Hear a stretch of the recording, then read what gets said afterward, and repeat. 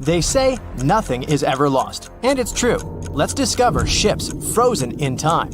The first one is truly fascinating. Here, the Antikythera shipwreck. It's a Greek trading ship from the 1st century BCE. It's located on the east side of the Greek island of Antikythera and at the merging point of the Aegean and Mediterranean seas. Around 2,000 years later, in 1900, a group of Greek sponge divers discovered the wreck. They were going to Tunisia, yet they were forced to find shelter from a storm on a nearby island. Since they couldn't go anywhere due to the storm, they decided to look for sponges until the weather got calmer. One of the divers discovered the shipwreck at depths of around 130 feet. Imagine someone going for a sponge hunt, but getting out to the surface with archaeological treasures. The captain of the sponge boat talked to the Greek officials about what they had found. The officials sent 2 ships to the wreckage. The salvage operation was successful, and discoveries are now in Greece's National Archaeological Museum in Athens. The findings included 3 life-sized marble horses, jewelry, coins, and hundreds of works of art, including a 7-foot-tall Colossus statue of Hercules. Among these treasures, Antikythera ephebe, a bronze statue of a young man, caught more attention. Because the ephebe doesn't comply with any familiar iconographic model, and there are no known copies of his type, he held a spherical object in his hand. Scholars have different theories of who that person could be, but they are not in a consensus yet.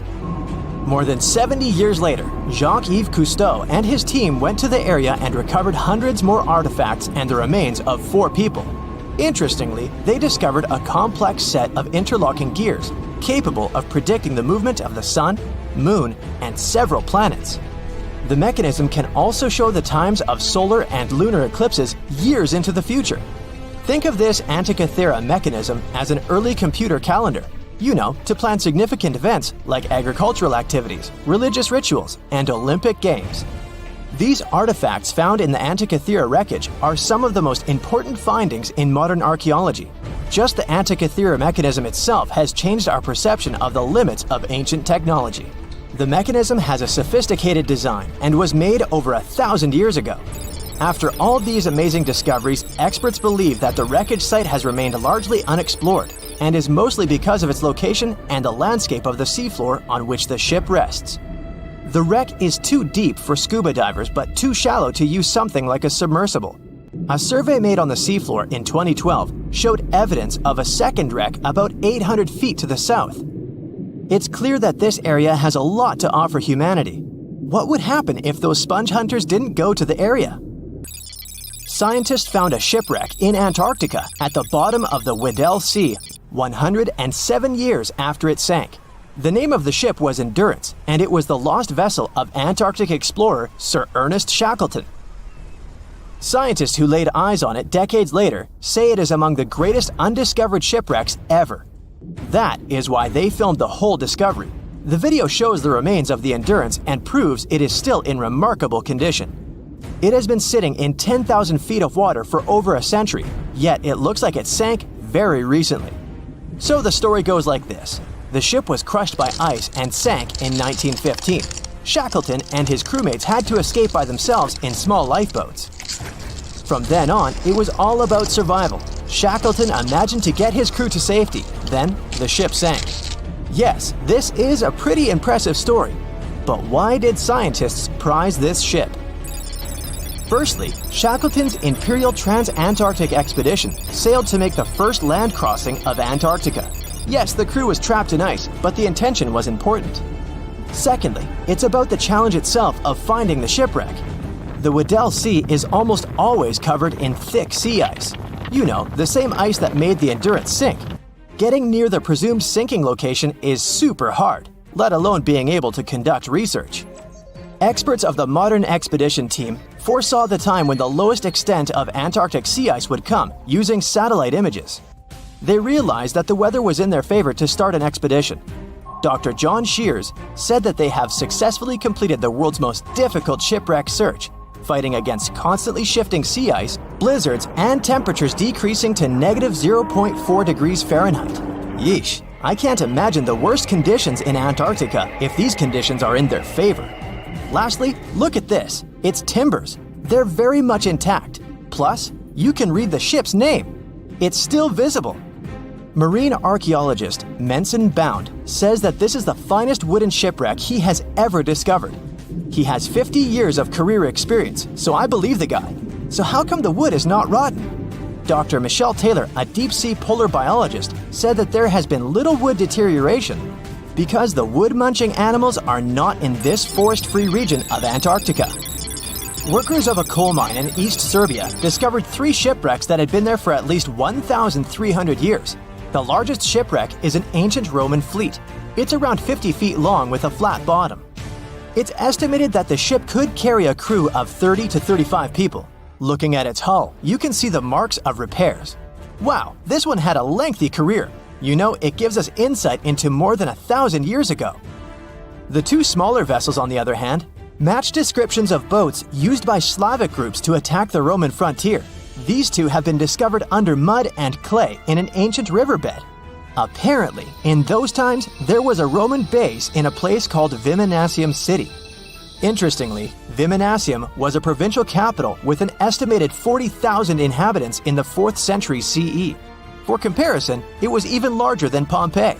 The Kostelach coal mine is a center of hidden gems. Archaeologists had found evidence of ancient human and animal activity here before. For instance, in 2012, experts found bones of at least 5 woolly mammoths, which went extinct about 10,000 years ago. Canadian archaeologists found a ship 150 years after it went missing in the Canadian Arctic waters. This merchant ship is called HMS Investigator. It was purchased in 1848 to search for the explorer Sir John Franklin's ship that got lost in the Northwest Passage expedition. So, HMS Investigator left Britain in 1850 for this rescue operation. The expedition crew, captained by Robert McClure, sailed the Investigator into the water. He realized that he was in the final leg of the Northwest Passage, the sea route across North America. But before he could sail into the Beaufort Sea, the 122-ton ship itself got stuck in the thick ice. The crew spent the winter over the Prince of Wales Strait. The following summer, McClure tried again to sail to the end of the passage, but the ice blocked his way once more. Here, too, the crew was forced to leave the ship. He steered the crew into the Bay of Mercy. There, they were to remain until 1853 when the crew of the HMS Resolute rescued them. Imagine a crew of 60 people who had to spend 3 winters in the Arctic without even knowing if they would survive. Later on, the ship was found sitting upright in about 36 feet of water. It was in very good condition. Arctic water has prevented the outer deck of the vessel from deteriorating quickly. The outline of the ship and its timber can be clearly seen. Plus, archaeologists have uncovered artifacts on land left by the sailors. They had unloaded everything before abandoning the Investigator. 3 sailor graves and 1 British naval shipwreck had also been discovered in the area. I wonder what else they could find there. Wow, it's the only place where 1 minute you're learning 17 natural ways how to get rid of houseflies, and the next, you're taking an epic journey straight into a black hole. More than 10 billion, with a B, views in total. That's 47 billion minutes watched, or more than 70,000 years. That's all the way back to the Ice Age. No, I wasn't around then. 40,000 videos, hundreds of topics, and most importantly you, a whole 44 million of you. Our viewers. We could populate an entire country if we wanted to. We'd like to continue helping you learn and giving you useful skill improvement tips. Got a thirst for knowledge? We've prepared 4 masterclasses on creating a 2D character animation from scratch, 10 hours of video lessons, practical tasks using professional software, and additional materials that you can use with your own projects. Get the full course now and create your own animated masterpiece. From thousands of dollars worth of treasure to brand new phones and ancient cities. Let's dive into the water and see what we can find. Imagine going to the river to enjoy a boat ride. Who wouldn't want to take a couple of pics to make the memories of this trip last forever? Oops, the water split. Luckily, you've taken precautions and put your gadget in a waterproof bag. But what if you drop your phone to the bottom of the lake along with this case? This is what happened to some people. A scuba diver and a YouTuber dived into a river popular with tourists and lost some of their gear worth $20,000, including new iPhones and some jewelry. Oops. You might be familiar with the image of a car getting pulled out of the water, either from the movies or TV news. Large cargo vessels sometimes sink, and trucks inside them go along.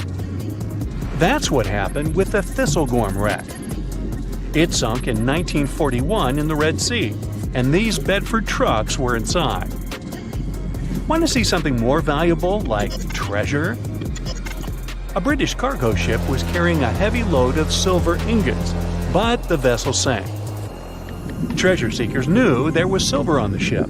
Since the 1940s, they've been looking for it. The Odyssey Marine team got lucky. They made the discovery in 2011. The treasure was more than 14,000 feet below the surface. The ship had carried more than 110 tons of silver ingots. Finders keepers! The Odyssey team kept 80% of the treasure and gave 20% to Her Majesty's Treasury. Of course, there were more items on the ship, like letters, teapots, and silk sheets. You can see them in the exhibition called Voices from the Deep at London's Postal Museum. Now how about some underwater art? Sure, here you go, Polynesian moai statues. These statues have been discovered in several areas across the world. For instance, Easter Island is full of different size statues, but many of them can also be found in Cancun, Isla Mujeres, and Punta Nizu, Mexico. Seeing full-body statues from thousands of years ago under the water would probably be a lifetime experience. Gold coins are also popular items found in shipwrecks. Many divers come across coins worth a lot of money.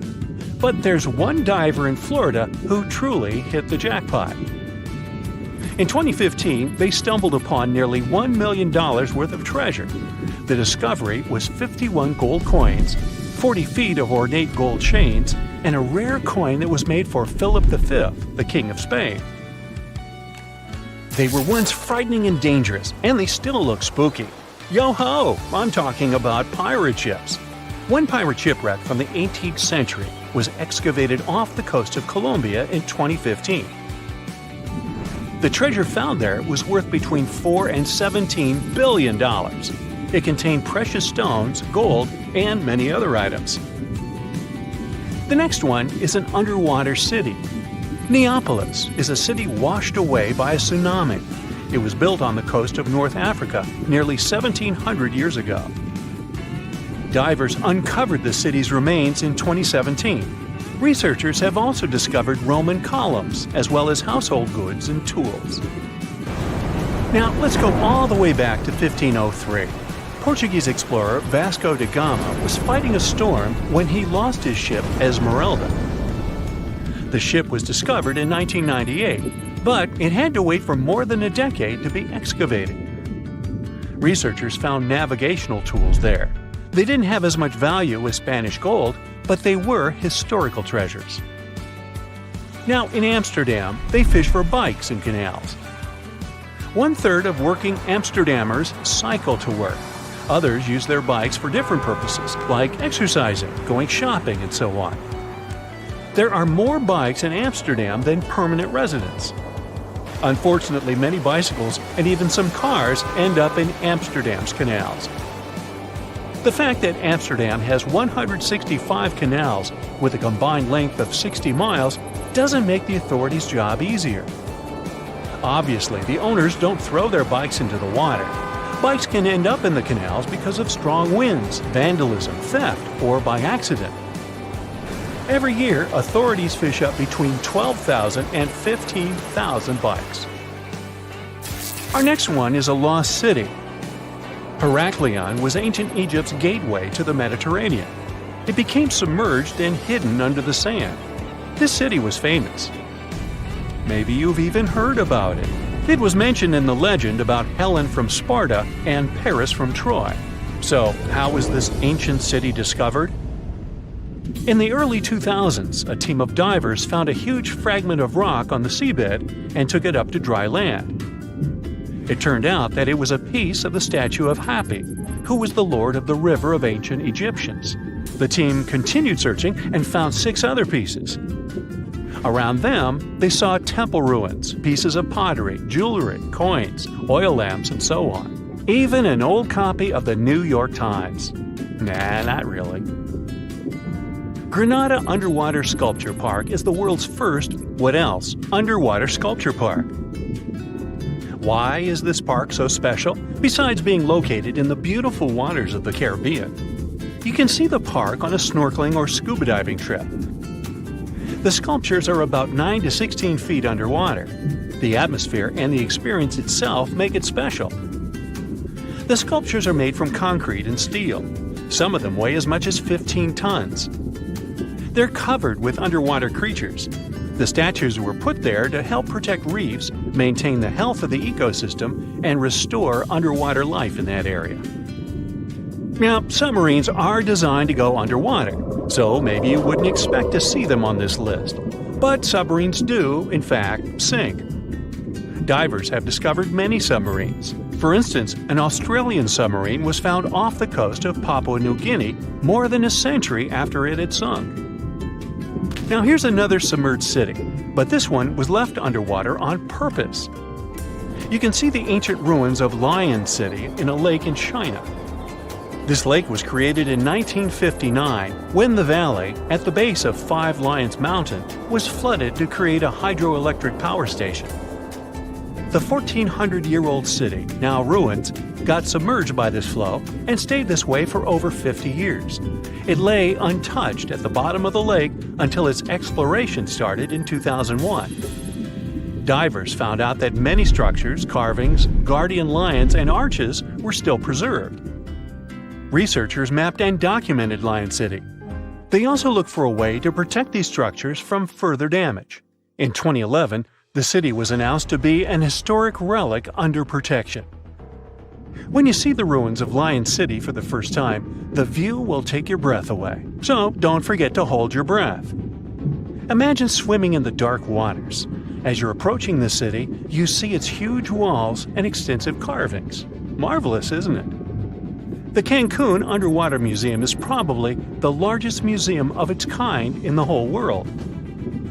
It wasn't lost, per se, but now it's home to an aquatic ecosystem. Who wouldn't want to combine scuba diving and snorkeling with a visit to a world-class garden with 500 sculptures? Placed 30 feet under the surface, these sculptures are made from pH-neutral marine concrete so that they can stay on the ocean floor. Plus, here, the sculptures change over time, unlike in a traditional museum. That's because they become part of the underwater environment and a home to various plant and animal species. In one installation, nearly 450 life-size figurines are grouped together to hint at the harmonious coexistence of humanity. There is also the Anthropocene, which is an actual submerged Volkswagen Beetle placed by the Manchonis Reef. Okay, this is not a lost and found item, but this is just, hey, it's a giant jellyfish and I wanted you to see it. This creature is known as the lion's mane jellyfish, and is the largest known species of jellyfish. So, I'm happy now.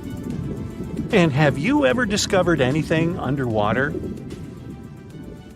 Thick fog is rising over the ocean as the sun is slowly sinking towards the horizon. It's hard to see further away than a few dozen feet, but that's enough to notice a hulking, skeletal shape in the distance. As your ship approaches the figure, your heart beats faster, and then you make out the details of another vessel, abandoned by the looks of it. Ghost ships do exist, and their mysteries aren't always solved. Take MV Hoita, for example. It was a wooden vessel built in 1931 as a luxury yacht. It had served well to various people over 20 years before it was bought by a Samoan sailor and became a merchant ship. In 1955, though, Hoita's service came to an abrupt and mysterious end. On October 3rd, it set sail for another trading voyage that should have taken no more than 48 hours. Delays happen in the sea, so when Hoita didn't arrive on October 5th as scheduled, there was little worry yet. But then it failed to come on the following day too. There was no distress signal or any other sign of Hoyita's presence anywhere between its departure and arrival points. A search and rescue party was dispatched to find the ship, and for 6 days, they were scouting the area of nearly 100,000 square miles. On October 12th, the mission returned to the base empty-handed. Hoyita vanished without a trace. It was only a month later that another merchant ship, Tuvalu, noticed the missing vessel far away from its route, drifting in the open sea and listing heavily. The sailors boarded the ship and found that all of its crew and passengers, 25 people total, were missing, along with all the cargo the vessel had been carrying. The radio was tuned to the International Distress Channel, meaning that the crew had been trying to ask for help, but they couldn't reach anyone because the radio cable had been damaged, limiting the range to 2 miles. The lifeboats were missing as well, indicating that people on board must have left the ship. Unfortunately, they seem to have taken the logbook with them, leaving the rescue team clueless as to what had happened. Even today, the mystery of MV Hoyita hasn't been solved yet. No one knows where the crew and passengers had gone and what had caused them to leave.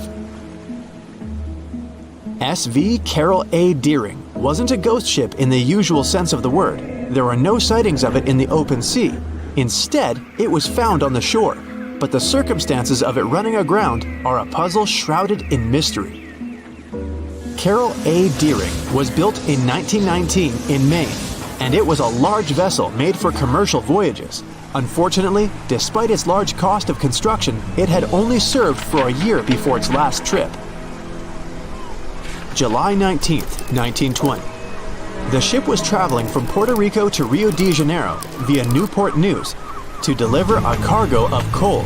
It was almost halfway to the final destination when the captain fell seriously ill, and the crew turned back to drop him and his son off and replace the captain. The voyage went without incident, but when it came to Barbados in December to resupply, there were strange moods among the crew. The first mate didn't seem to be happy with the new captain. No one paid much attention to it back then, when they probably should have. The last sighting of Carol A. Deering at sea was on January 28, 1921, when a lightship noticed it off the coast of North Carolina. There was some commotion on the quarterdeck of the ship, where the crew were normally not allowed. Then, another vessel sighted it, but there was already no one on the decks.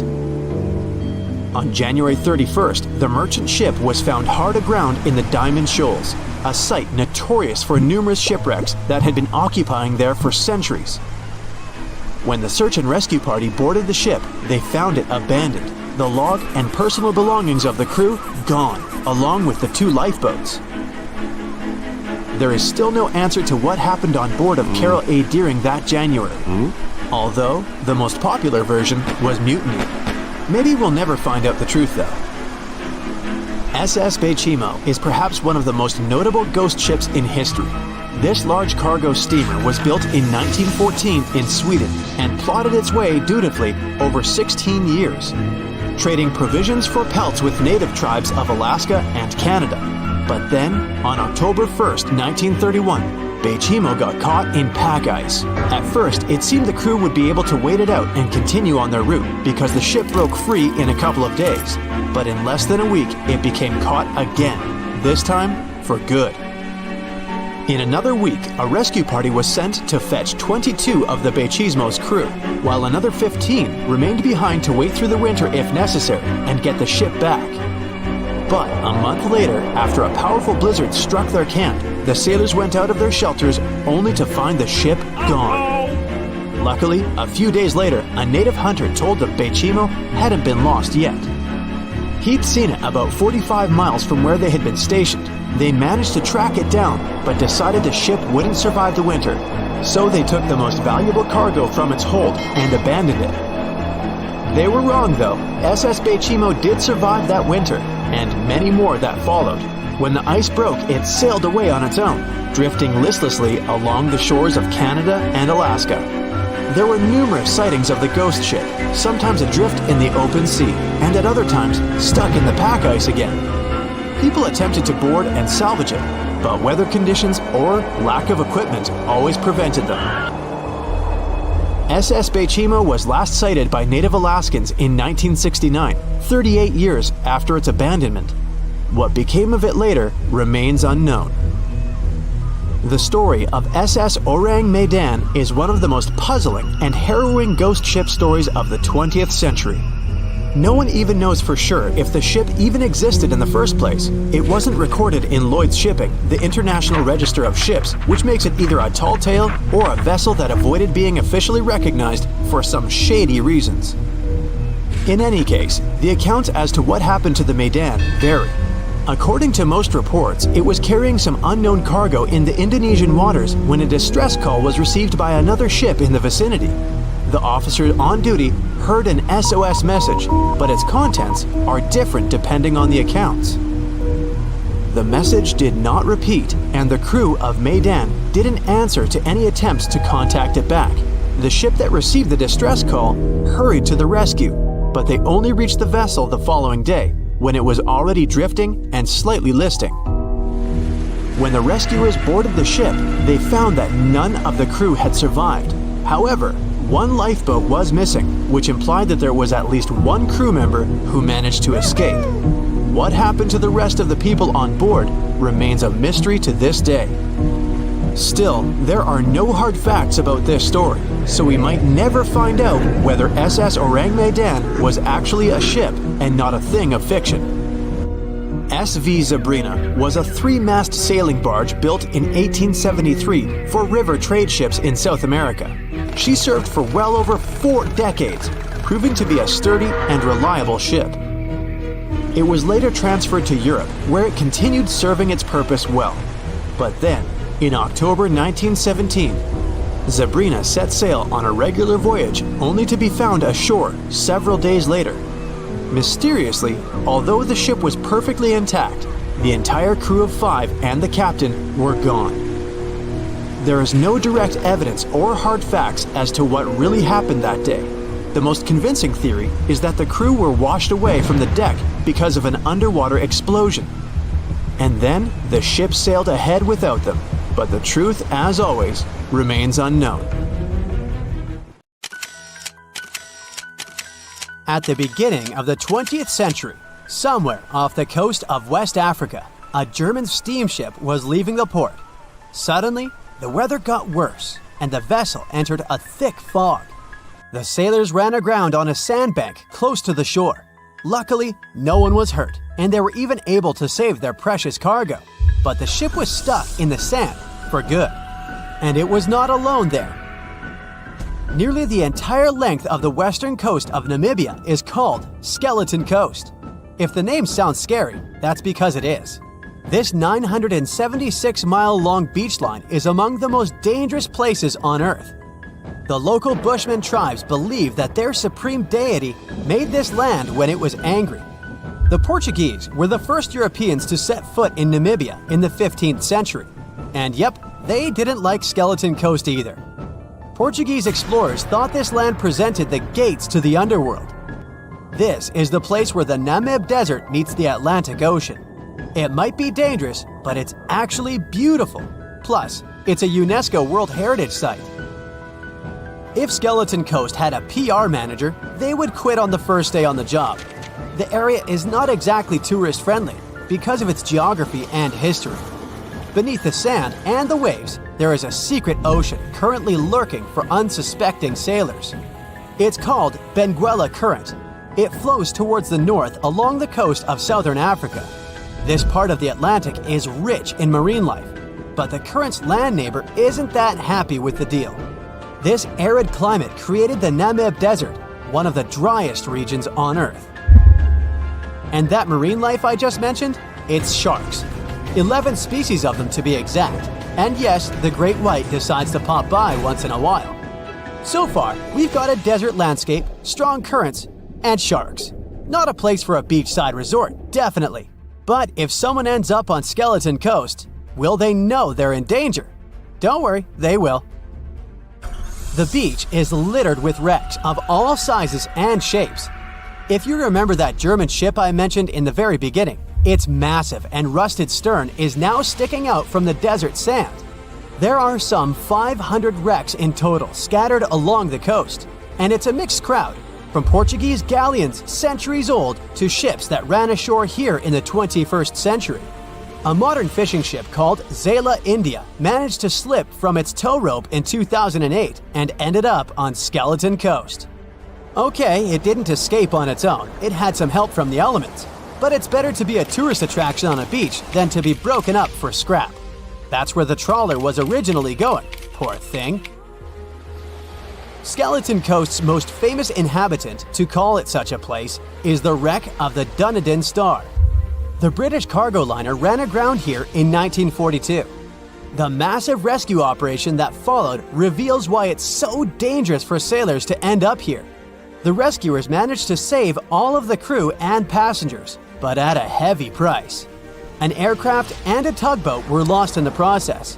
It took the last of the rescuers a full 2 months to return home to Cape Town. Why, you might wonder? One look at the map of the region reveals the reason. It's an endless sea of yellow, which is the sand. There are so few roads here, so Skeleton Coast is hard to reach by land. There are also legal obstacles. You need a special permit to drive into the area. But the skeletons in the name of the area don't only refer to ships, they also stand for animal bones. Most of these belong to whales and seals. Many animals have adapted to the area, so lions and hyenas roam the coastline in search of a meal.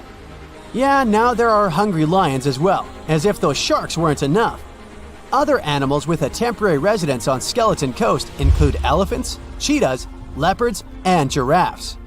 In 1971, the Namibian authorities established a national park here, but except for surfers, after an adrenaline rush, they don't get many visitors. You can understand why. The Namib Desert is the oldest desert in the world, and it's not very tourist-friendly either. Those who travel to the region should pack sunscreen and a warm winter jacket. A weird combo, right? Well, not so much when you think that during the day, temperatures soar over 110 degrees Fahrenheit. At night, the air temperature drops below freezing. What a climate roller coaster! And that's not the final danger. Yep, there's more. Remember how that German ship got lost in thick fog? Yeah, it wasn't a one-off event. Because of the region's climate, fog shows up frequently. Sailors should cover their ears now, but this fog is actually good for wildlife. This is their only source of water in the Namib Desert. Reptiles and mammals have adapted to the harsh climate. They use as little water as possible. Shifting sands, thick fog, strong currents, lions, and sharks. Not the stuff you would put in a tourist booklet, but Skeleton Coast isn't the only beach on Earth you wouldn't want to spend your vacation on. I will take you to Cape Tribulation in Australia. The area covers some 48 square miles in the northwestern part of the continent. And no, the area is not as dry as Skeleton Coast. It's part of the Daintree rainforest. You could say that here, it is the rainforest, not the desert that meets the ocean. The beach at Cape Tribulation is straight from a postcard. But looks can be deceiving. Australia? Probably sharks. No, crocodiles are out here to get you if you decide to go for a dip in the sea. There are saltwater crocodiles that the locals call salties. Well, that's a cute nickname for such a dangerous reptile. And it's not just them. The wildlife seems to have a beef with visitors. From October to June, the waters around Cape Tribulation are full of box jellyfish. Their venom affects the human cardiovascular system. When touched by a jellyfish out at sea, swimmers won't have enough time to reach land for help. Vinegar helps neutralize the sting, so you might want to keep a spare bottle in your luggage.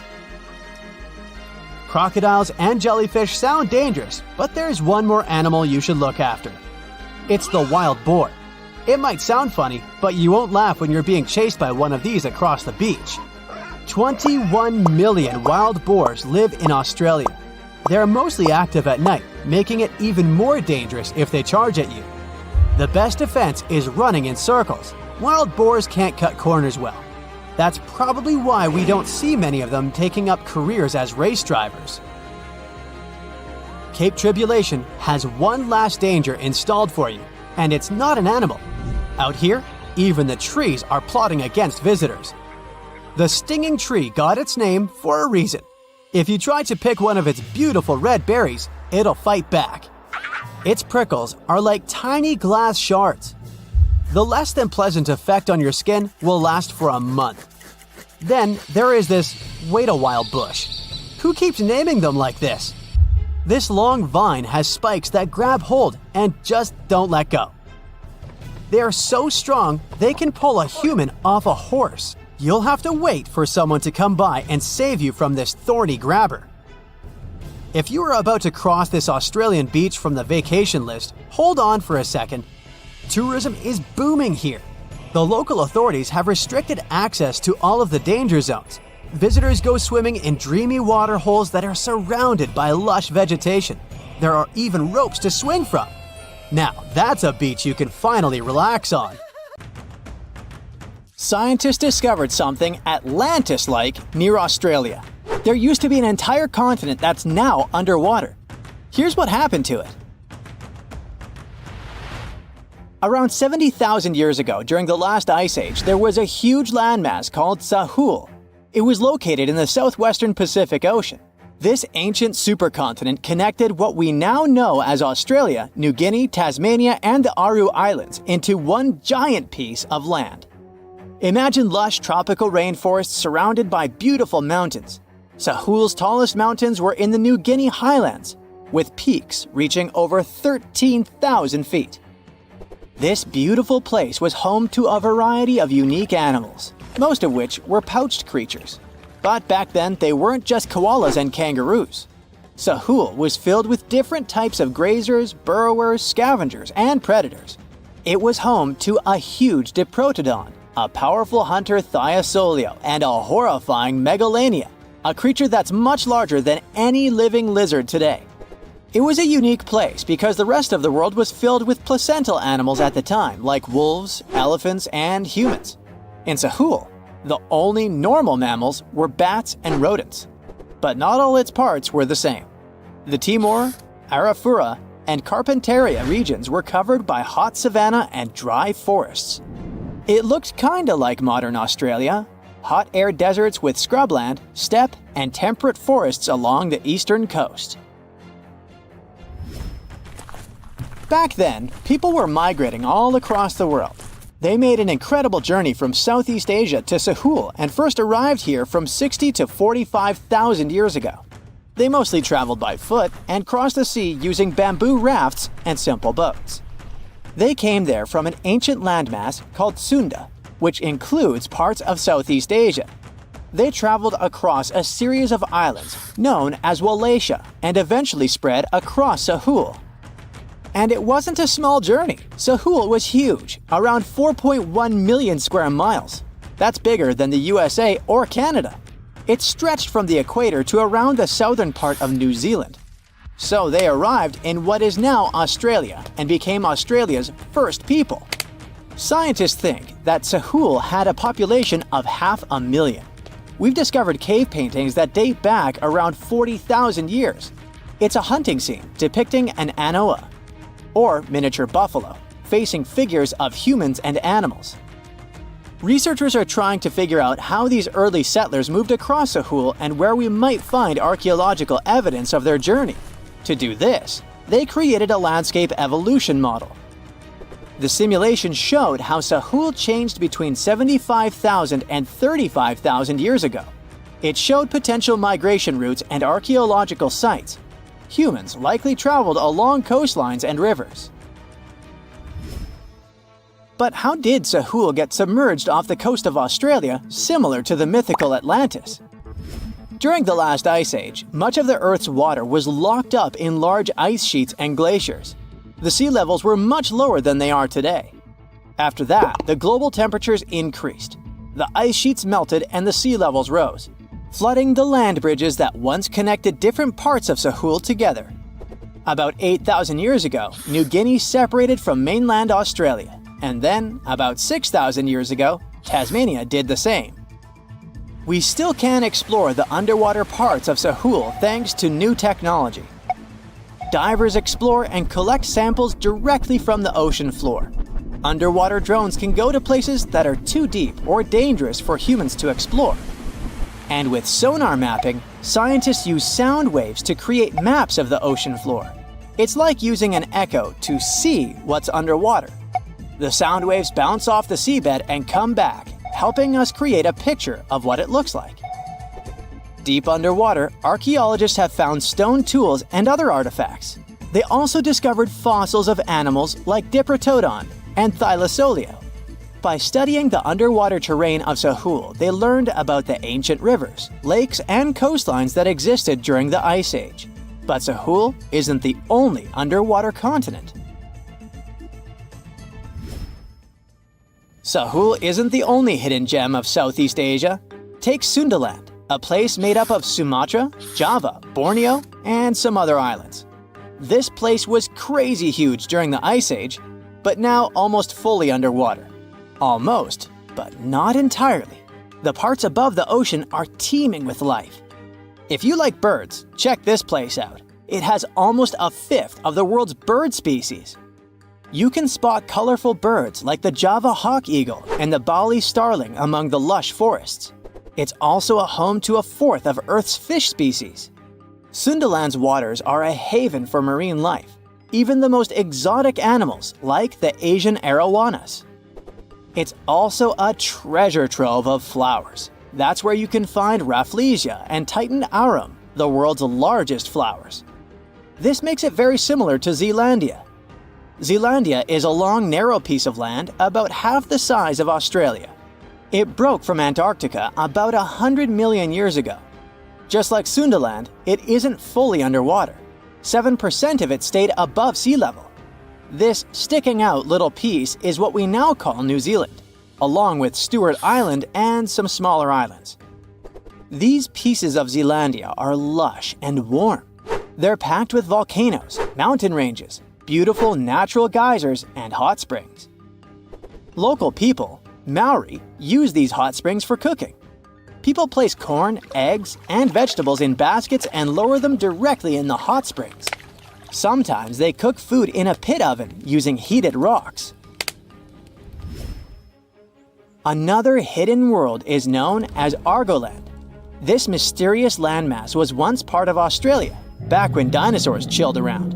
It drove scientists crazy for decades. They knew it existed because it left a huge stretch on the ancient seafloor, the Argo Abyssal Plain. About 155 million years ago, it broke off from Australia, saying bye-bye. The continent drifted somewhere north, and when it reached Southeast Asia, it just vanished. Scientists had no idea where it went, but recently they finally found its remains. Turns out, poor Argoland's lower parts started drowning into the Sunda Trench, a horrifyingly deep oceanic pit. The Earth's crust sunk into the mantle. Meanwhile, the upper parts of Argoland were pushed upward, grabbing the younger rocks on land. Because of this, Argoland broke apart into a bunch of smaller pieces. These pieces formed parts of Borneo, Java, Sulawesi, and other regions. The remains are buried under Indonesia and Myanmar. Imagine a colossal landmass the size of Greenland, Greater Adria.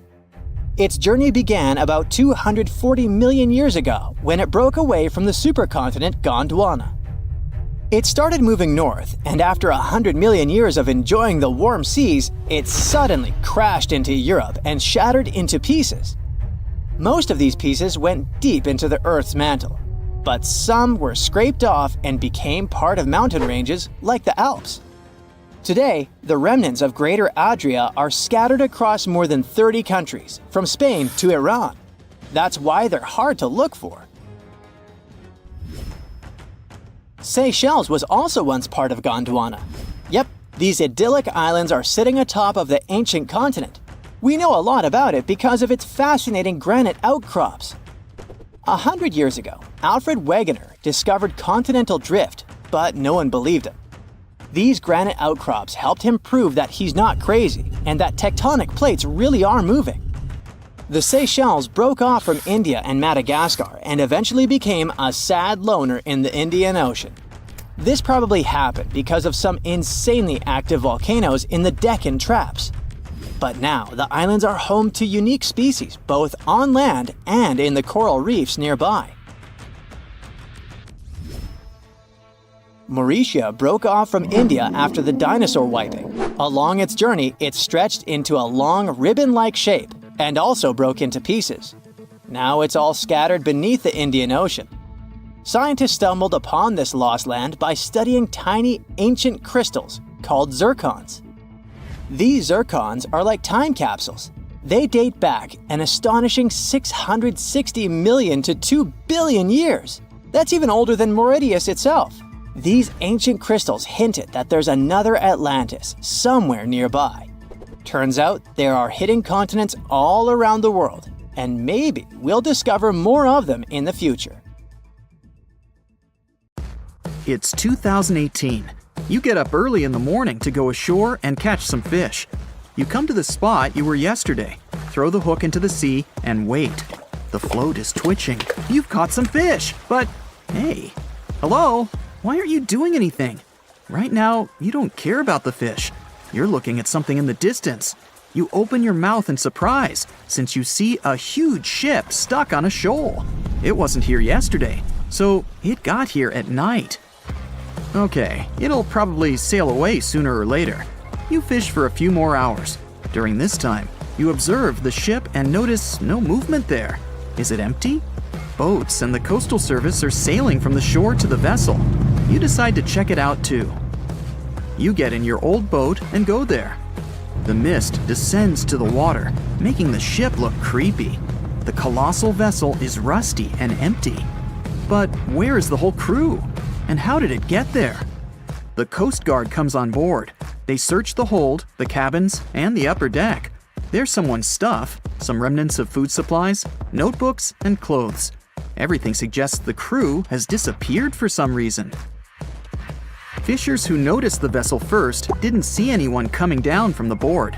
No radio signals were sent to the port, and no one reported about the ship. It appeared here from nowhere. The only chance to get any information is to look at the number and name of the vessel. This is Sam Ratulangi, PB 1600. The Coast Guard checks the information, studies the data of all the country ships, and no way. One company built the boat in 2001 in Indonesia. People used it to transport heavy loads across the seas around Asia. The ship had been properly operating for 8 years. People were delivering industrial goods to different points in the region, but something went wrong. In 2009, Sam Ratulangi was sailing near the coast of Taiwan, and that's it. There were no further records about it. There were no reports in any port.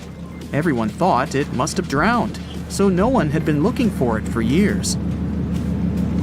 And then, 9 years later, it appears here, big and rusty, off the coast of Myanmar, without sailors, without fuel. An investigation starts. City services are trying to find out the names of all the sailors working on the ship and find clues that would lead to solving this mystery. They also hope the ship owner will appear soon. They find 2 tow ropes on board. This means that some other ship towed Sam Ratulangi to this place. Then they identify and find 13 crew members.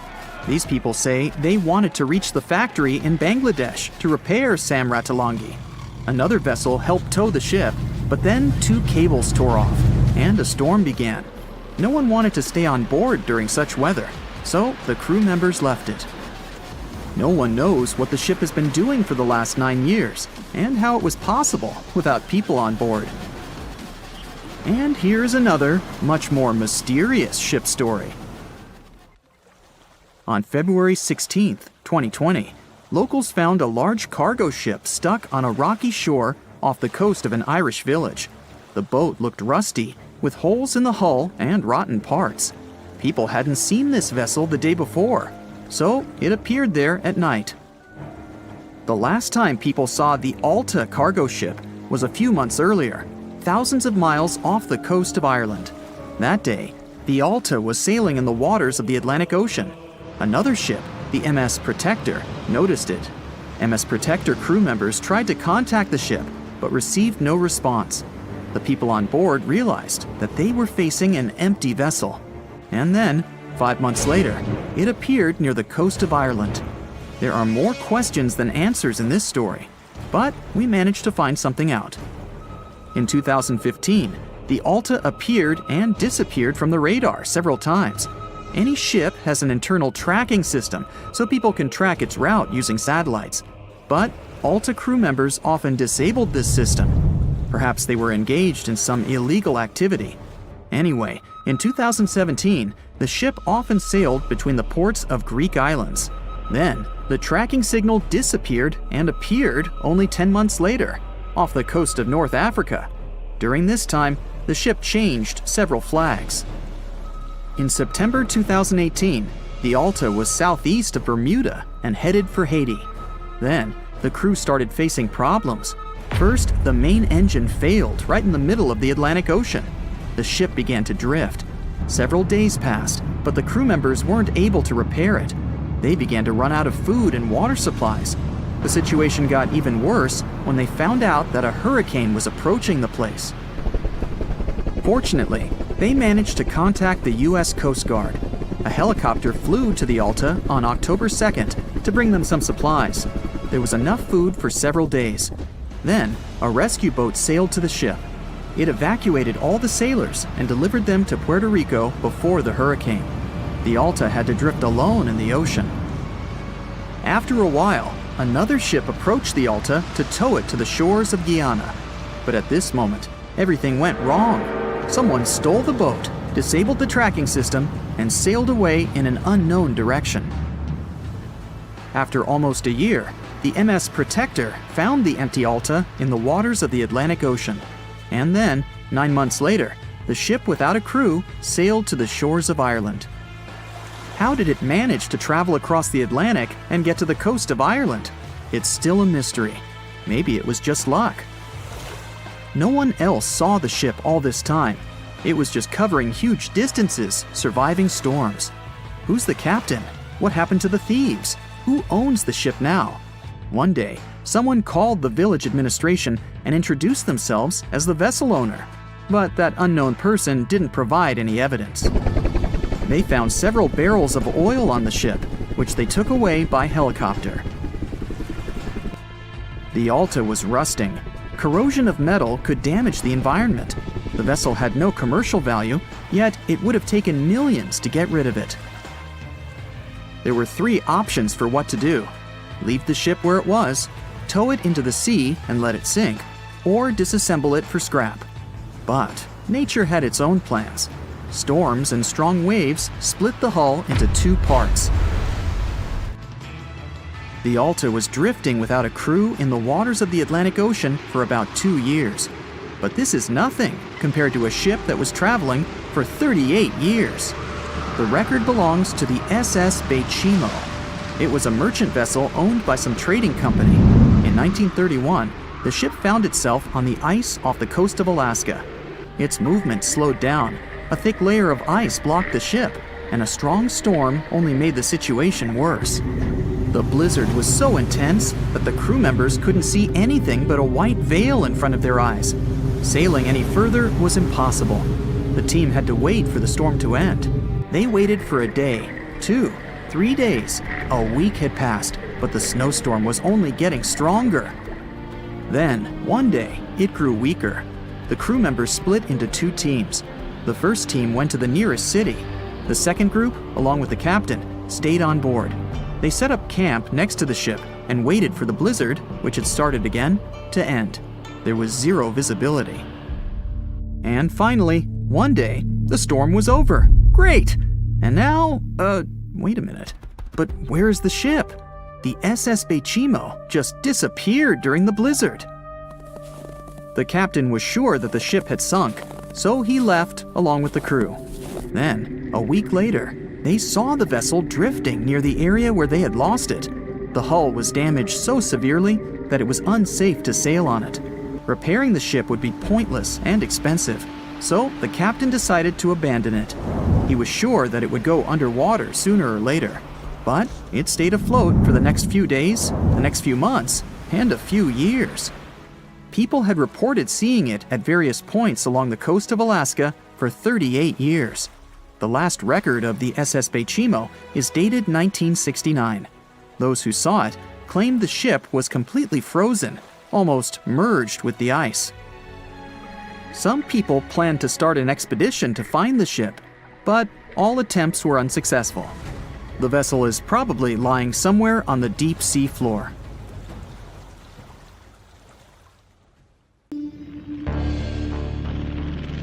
In 1945, 5 TBF Avenger aircraft took flight for a routine training exercise around the Bermuda Triangle. In the middle of the exercise, the planes were struck by intense rain and heavy winds, despite the clear weather forecast. The pilots became extremely disoriented and radioed the base to report that their navigational equipment had stopped working. The last thing the base heard was, "When the first plane drops below 10 gallons, we'll all go down together," and then static. The 5 planes and their 14 crew members were never seen or heard from again. On his very first voyage to the New World in 1492, Christopher Columbus sailed through the Bermuda Triangle. Columbus reported that one night, when he was on the deck of the ship, he noticed a giant light appear in the distance, unlike anything he had ever seen before. Columbus looked at his compass for direction, and it gave off erratic readings. You might have noticed that the Bermuda Triangle doesn't appear on any world map. This is because official institutions refuse to acknowledge that the area actually exists. A popular theory suggests that rogue waves are responsible for the many disappearances. Rogue waves are called extreme storm waves by scientists. They occur when different weather patterns take place at the same time and cause large, unexpected waves. Witnesses say that the waves look like giant walls of water. These waves could explain why ships go down fast and without leaving any trace. The Bermuda Triangle is home to some pretty intense and unexpected weather. Storms build up quickly and unexpectedly, then disappear soon after. If you blink, you might miss it. This could explain why few distress signals are issued. Pilots and sailors never saw the weather coming. No one knows exactly how many ships and planes have disappeared in the Bermuda Triangle. The rough estimate is 50 ships and 20 planes. Most of the time, the disappearances had no explanation and no wreckage has ever been left behind. Another bizarre theory trying to solve the Bermuda Triangle mystery comes from Charlie Berlitz. He insists that the area is home to the lost city of Atlantis. The missing ships and planes and malfunctioning equipment, according to him, were all caused by rays of energy let out by the special energy crystals that power Atlantis. While this sounds silly, Berlitz's theory was convincing enough that over 20 million people bought his book worldwide. In the year 1800, a large sailing vessel called the USS Pickering departed from the U.S. on its way to the West Indies. The ship sailed into the Bermuda Triangle along with its 90-man crew and was never heard from again. The USS Pickering was the first ever confirmed ship to vanish in the Bermuda Triangle. It's believed that the ship was taken out by a storm, but because no wreckage was ever found, we'll never know for sure. When the TBF Avenger planes went missing, a massive search operation was conducted. Boats and planes searched the Bermuda Triangle for any signs of the aircraft. One of the boats searching was a PBM-5 Mariner airboat. The airboat took flight at 7:27 p.m. and called in a routine radio message 3 minutes later. Then, it was never heard from again. No trace was ever found of the rescue airboat or the 5 Avenger aircraft. An enormous investigation was launched into the disappearance of all these vehicles, but nothing was ever discovered. This particular area of the ocean is one of the most heavily traveled shipping routes in the world. Some skeptics believe that this fact solves the mystery. Statistically, the busier the area, the higher the frequency of accidents and disappearances. While this makes sense, it's not the frequency of disappearances that's responsible for the mystery of the Bermuda Triangle. It's the lack of explanation or wreckage found. On the ocean floor, decomposing organisms let off large concentrations of methane gas that gets trapped under the water. This gas can build up until, boom, it ruptures. The gas surges up to the surface and erupts. If a ship was in the area of one of these ruptures, The water would become much less dense and cause the ship to sink rapidly and without warning. Scientists believe this could be the cause of the many disappearances in the Bermuda Triangle. While this theory makes a lot of sense, it doesn't seem too likely. The U.S. Geological Survey has stated that no large releases of gas are believed to have occurred in this area for the past 15,000 years. The ocean floor is made of rocks containing a lot of magnetite. It's more like iron. Magnetic fields react to high concentrations of magnetite on the ocean floor, which may start a sort of conflict between the two. It can often lead to various weather anomalies and, as a result, navigation issues. And, naturally, any changes in the ocean floor or the Earth's magnetic fields influence the Bermuda Triangle a lot. Since the magnetic field is constantly moving, it might be also taking the Bermuda Triangle with it. Now that people know where the triangle is, it's easy to avoid it. It supposedly moves eastward together with the magnetic poles, but scientists still can't answer where exactly it will be in a couple of years. Some people blame all the disasters on the extraterrestrial paranormal activity. Others suppose it's all about raging natural phenomena. There's another triangle in Lake Michigan. Just like the one near Bermuda, the Michigan Triangle got its shady reputation for some disappearances. The first recorded one dates back to 1679. A large vessel, one of the largest of that time, set out on an expedition, yet once it got in the sinister triangle, it never came back. Much later, an aircraft disappeared in this triangle. The skies are usually very clear there, but back in 1883, some people witnessed abnormal things in the area. Some claim to have seen large blocks of ice falling from the skies, and the crew even managed to save one as hard proof. Meanwhile, the Pacific Ocean Mystery Area is another sinister triangle. Off the south coast of Japan, not far away from Tokyo, there's a sea where plenty of ships met their doom, disappearing without a trace in these waters. They call it the Devil's Triangle. Some scientists believe the cause of anomalies is the environmental changes. Also, there's a really high concentration of methane hydrates on the bottom of the ocean in the Pacific Triangle area. You're deviating from your original course and sailing in the wrong direction. There's the Caribbean Sea near the triangle, peppered with small islands. The seafloor here isn't deep. The ship can get in shallow waters. And now the ship is stuck on a shoal, and you have no idea where you are. If this were the 21st century, the ship's captain would be able to reach the shore using GPS and other modern navigation.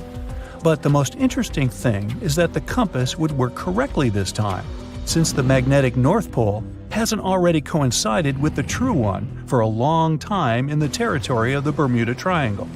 The agonic line is somewhere far away from here. There are no problems with navigation now, but for some reason, this is where ships disappear. In fact, not just here. Throughout the Atlantic Ocean, there are places where many more ships were gone. The Bermuda Triangle is not even in the top 10 of such places. One of the main reasons why many ships are lost here is that one of the most popular shipping routes in the Atlantic passes through the Bermuda Triangle. And the more ships in one place, the more shipwrecks. Simple probability. Then, it just starts getting weird. Other theories say that there's a space-time rift in this region. Ships and planes fall into this rift and end up in the past or the future. But for some reason, there's not a single proof of this myth. There's no reason to think that the rift is hidden somewhere here. The base of an extraterrestrial civilization is located in the Bermuda Triangle. Visitors from other galaxies steal sea vessels along with the crew, so no one finds the wreckage of the ships. This is also a popular myth that has no scientific justification. The Kraken lives somewhere in the triangle. It's a huge squid that sinks ships and also is a legend that sailors tell each other. However, gigantic squids live in the depths of the ocean. They can grow to the size of half a train car, but no cases have ever been recorded where they sunk a large vessel.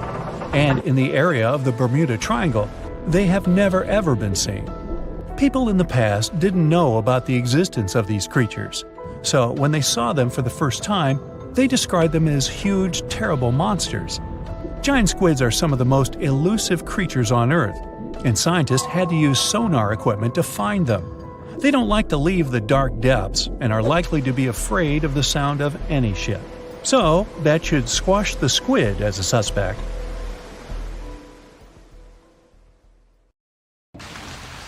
No matter what happens, don't stop! We almost got it!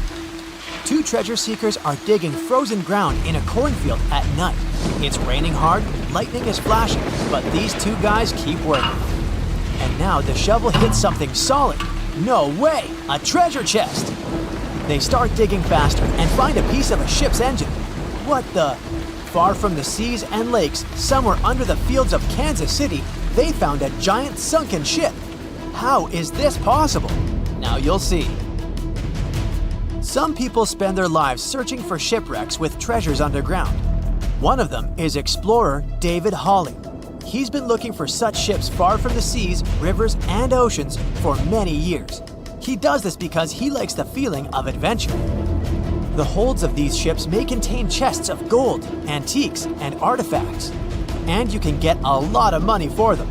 David says you don't have to go into the ocean to find a sunken ship. They may be lying in your backyard.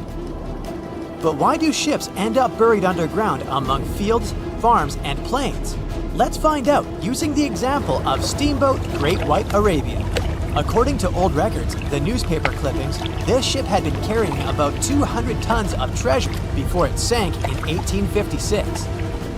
Many rumors and local legends said the ship was lying underground a few miles northeast of Kansas City. It was there because people deliberately altered the riverbed and channels of the Missouri River in the second half of the 19th century. They artificially brought the shores closer to each other.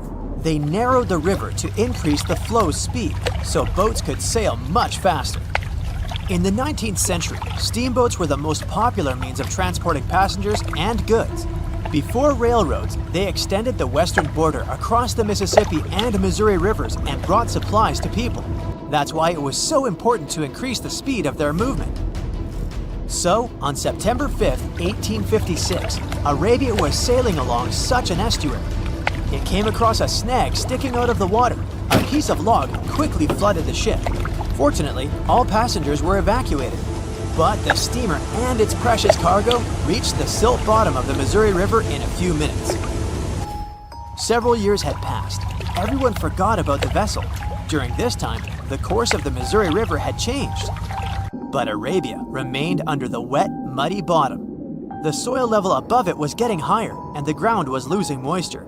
Eventually, many decades later, a cornfield formed above the sunken ship. In the 1980s, one farmer owned this area, and he had no idea what was hidden in his territory. David Hawley carefully studied the history of the sunken ships of the USA. He knew that hundreds of steamers had gone underwater all over Missouri, but most of all, he was interested in Arabia, as there were rumors that it was filled with gold and other valuable things. The territory of cornfields in Kansas was vast, but David Hawley knew how to search properly. In 1987, he started working. First, together with his brother and father, they collected all the clippings from old newspapers they could find. They were looking not only for information about the steamer, but also for maps of the Missouri River. They tracked its historical changes, checked the dates, and identified a large area where the steamer sank. Next, they used electromagnetic testing and other geological stuff to study the soil and find the right place. They searched for differences in ground moisture and density. Then, they went through the territory with powerful metal detectors. And so, by the fall of 1988, they had determined the location of the steamer. Arabia was the size of a football field. This gigantic vessel lay 45 feet underground, 4 stories down. But before they started excavating, they had to ask the owner of the cornfield for permission. For the farmer, this news was a big surprise. He agreed, on the condition that the excavations would be completed by spring so that he could sow a new crop. Digging a giant ship in winter is much more difficult and expensive than at other times. It includes additional equipment, electricity, and heating costs. The team worked day and night. They financed the excavations out of their own pocket. Each invested more than $10,000 and took out a bank loan.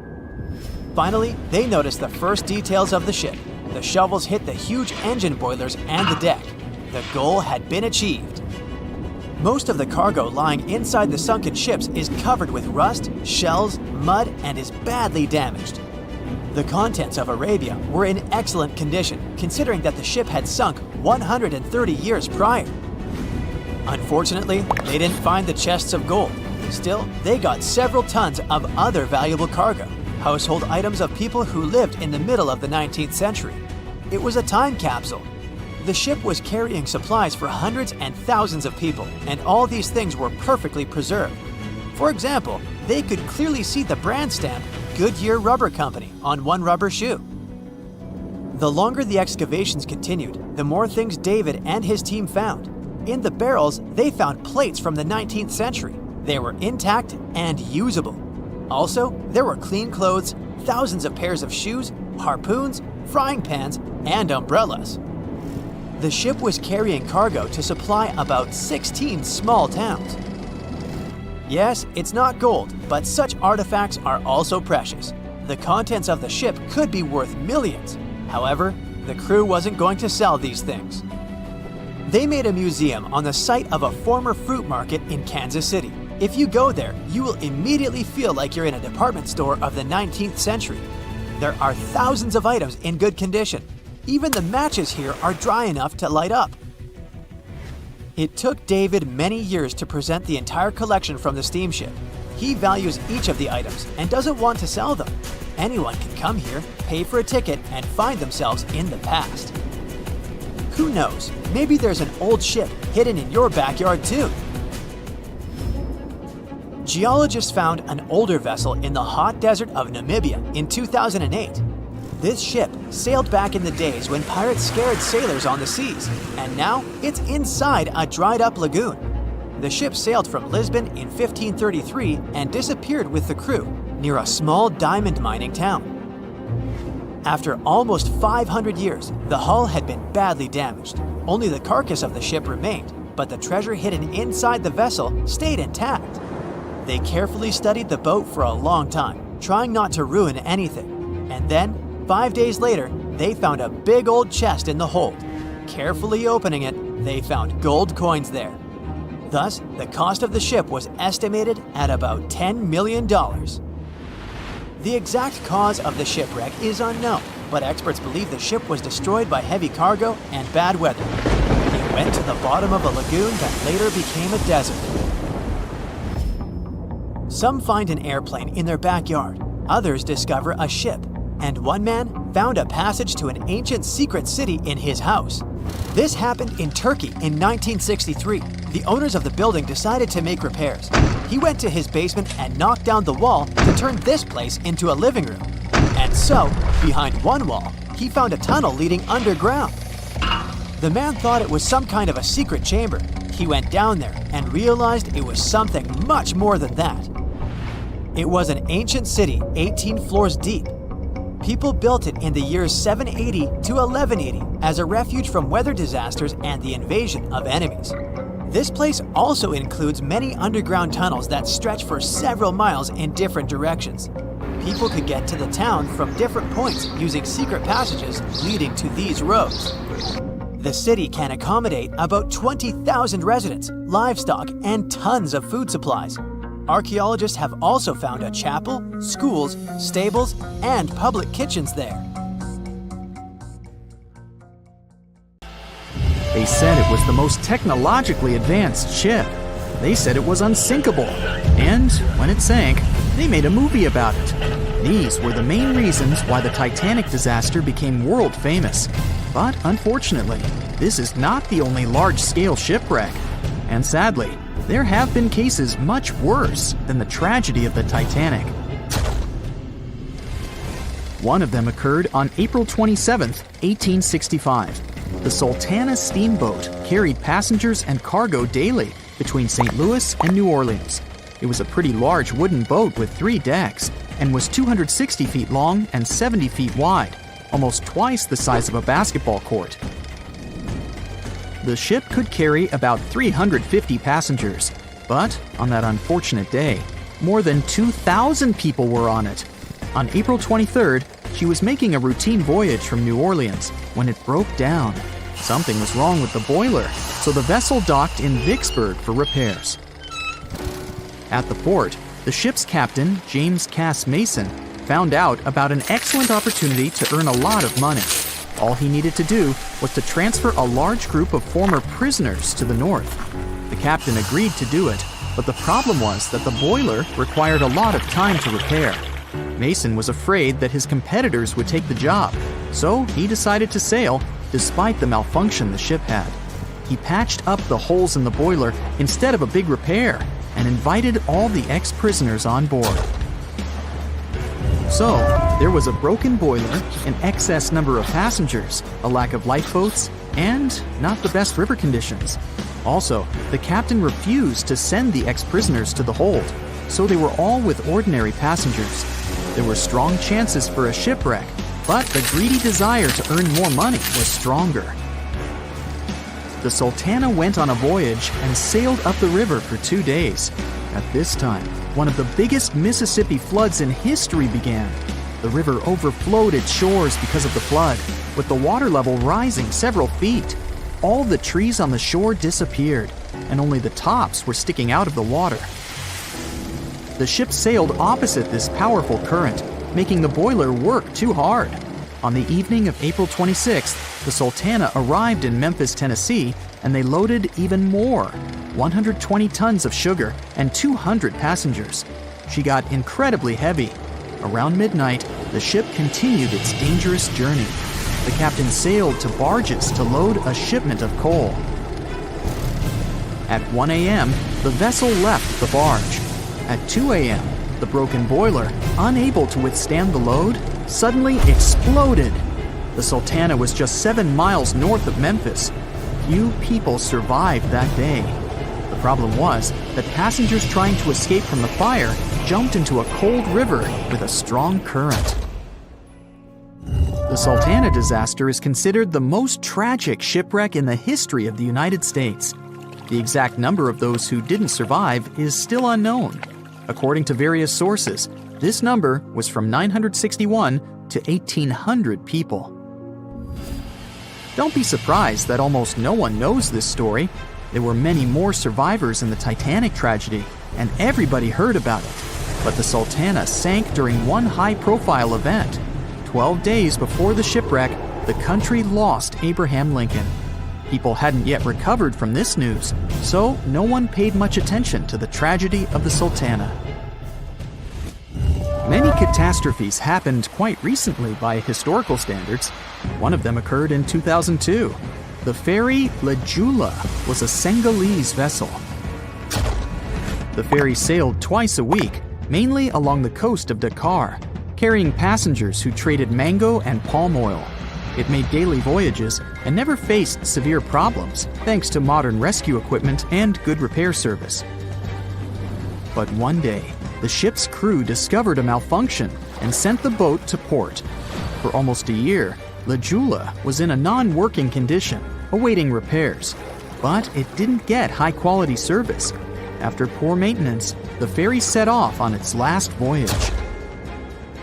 On September 26, 2002, La Jula sailed between southern Senegal and Dakar, and at 11 p.m. headed toward Gambia, where a strong storm began. The wind raised high waves, but this wasn't critical for the large passenger ship unless the number of people on board didn't exceed the established norm. La Jula was supposed to carry about 500 passengers, but had many more people that day. Too many passengers, poor repairs, and a strong storm caused severe problems for the ship. But the main factor in the shipwreck was that La Jula was only built for sailing in coastal waters, but that day, it sailed far from the shore. Big waves started rocking the boat, and at some point, it just turned upside down. The ship's deck went underwater, and its lower part stuck above the surface like an iceberg. All the passengers sitting in cabins fell on the ceiling and lost their orientation in space. There were no holes or damage in the ship's hull, and water flooded the lower decks for a long time. The vessel stood in a twisted position for several hours. Then, The boat began to sink when the water seeped through the deck and hold. The ocean was warm, but no one came to save the passengers. People had to wait almost 4 days to be rescued. Unfortunately, only a few managed to survive. The Philippines is a very dangerous area for ships.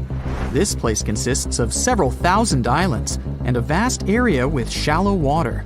Ships can run aground and damage the hull with reefs and pitfalls. On September 20th, 1987, one of the most terrible disasters in navigation history occurred there. A Philippine passenger ferry called Dona Paz left one of the islands and sailed toward Manila. The sun was shining, the ocean was calm, and the visibility was good. But for some reason, the crew members didn't notice how the tanker Vector was approaching them. The two ships collided at low speed. The collision wasn't strong, but the problem was that the Vector had tons of oil on board, and the Dona Paz crashed into the cargo hold where that oil was stored. So it spilled all over the ocean, and then a spark slipped through. Not only did the two ships catch fire, but also filled with water. Both ships sank in a matter of seconds. Only a few dozen people survived that disaster. On September 27, 1854, the passenger ship Arctic sailed from Liverpool to New York. The fog came rolling down, and visibility got really bad. Another boat appeared out of the thick white haze, the French steamer Vesta. The ships were close enough to each other that a collision was inevitable. The French vessel was smaller, so it seemed to the Arctic's captain that Vesta had received a lot of damage. And while he was staring at the other ship, his boat got quickly filled with water. The captain gave the order to sail to the shore as fast as possible, but the ship's engines stopped working because of the flood. Then the ship's crew started to lower lifeboats with women and kids.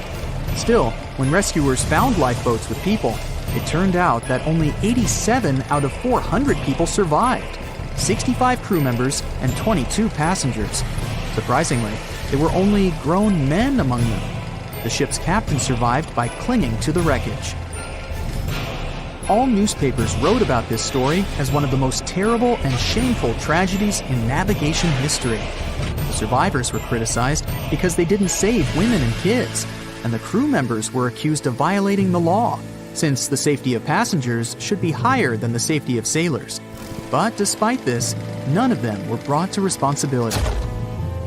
Unfortunately, shipwrecks still occur to this day, but fortunately, there are fewer of them than before, thanks to modern navigation systems and radar. But no technology can guarantee there won't be a super strong storm or any other emergency that no one can foresee.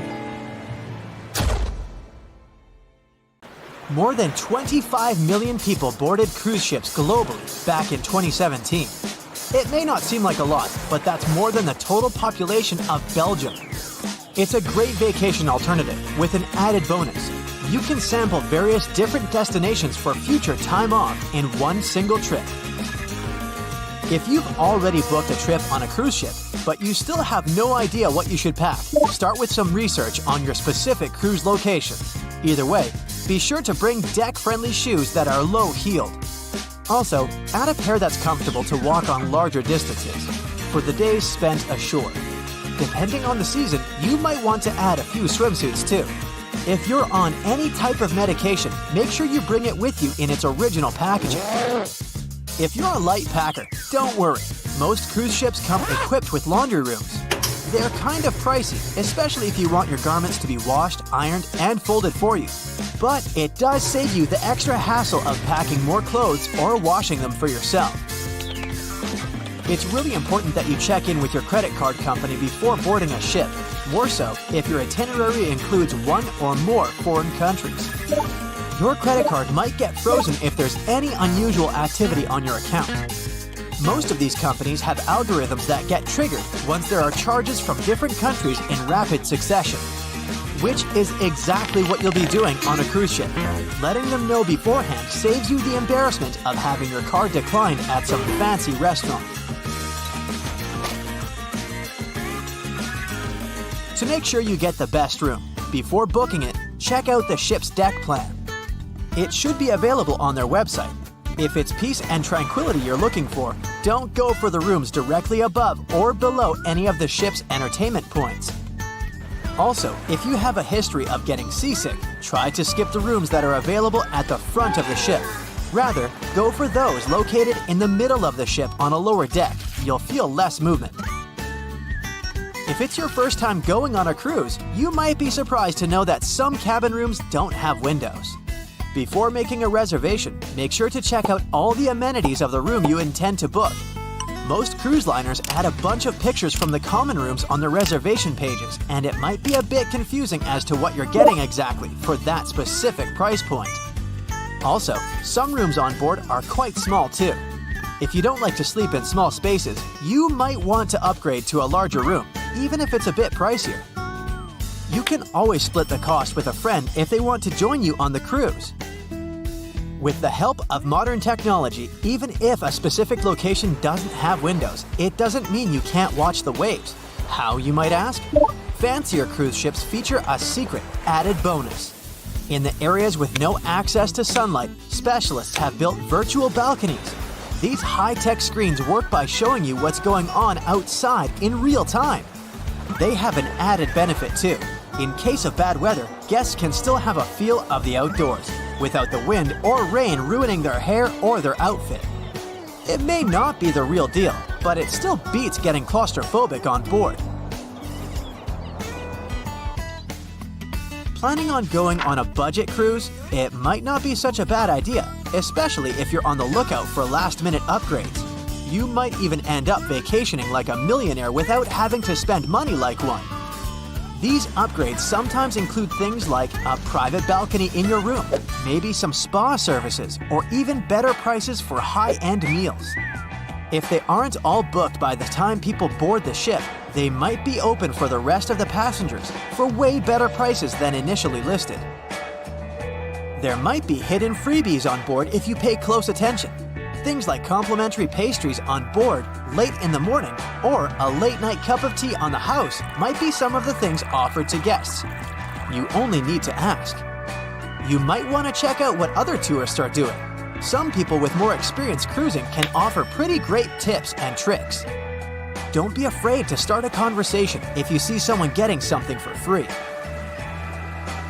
Some cruise ships do go all the way on the fancy dial. They even have exclusive areas designed for guests staying in expensive suites. Most of the time, they're located at the top of the ship. On one particular cruise, these types of guests have designated staff members called Royal Genies, which are similar to butlers. They can cater to just a few cabins. Since the cruise line wants to divert other guests from asking them various questions, which will take time away from their assigned guests, the genies do not wear a name tag in public areas.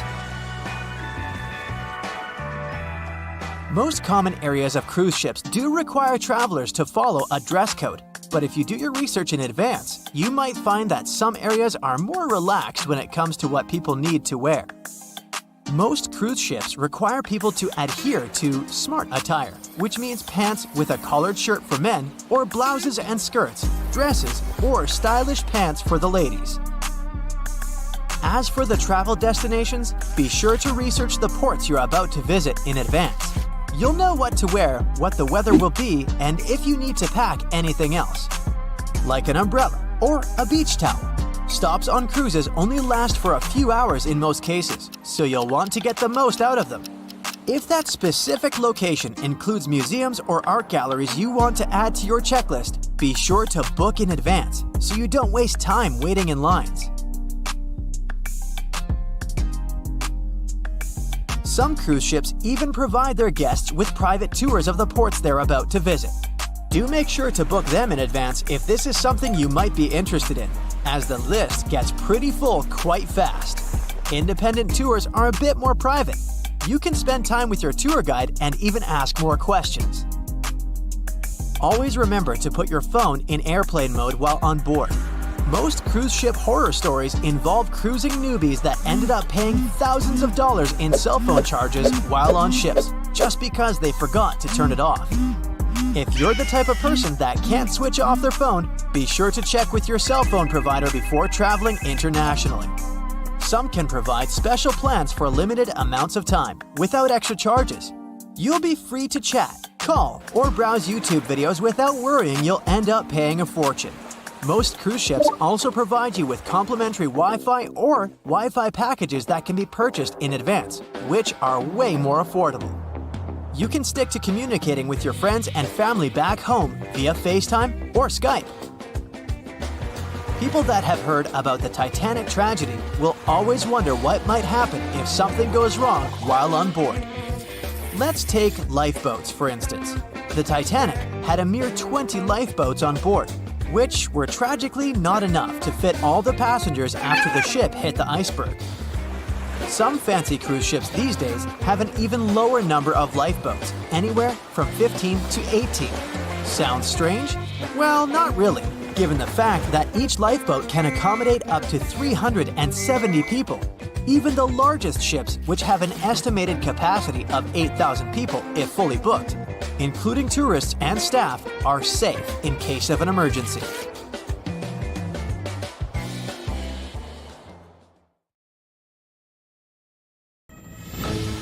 As an experienced sailor and the first man to ever sail non-stop on his own around North and South America, Matt Rutherford has seen a lot during his voyages.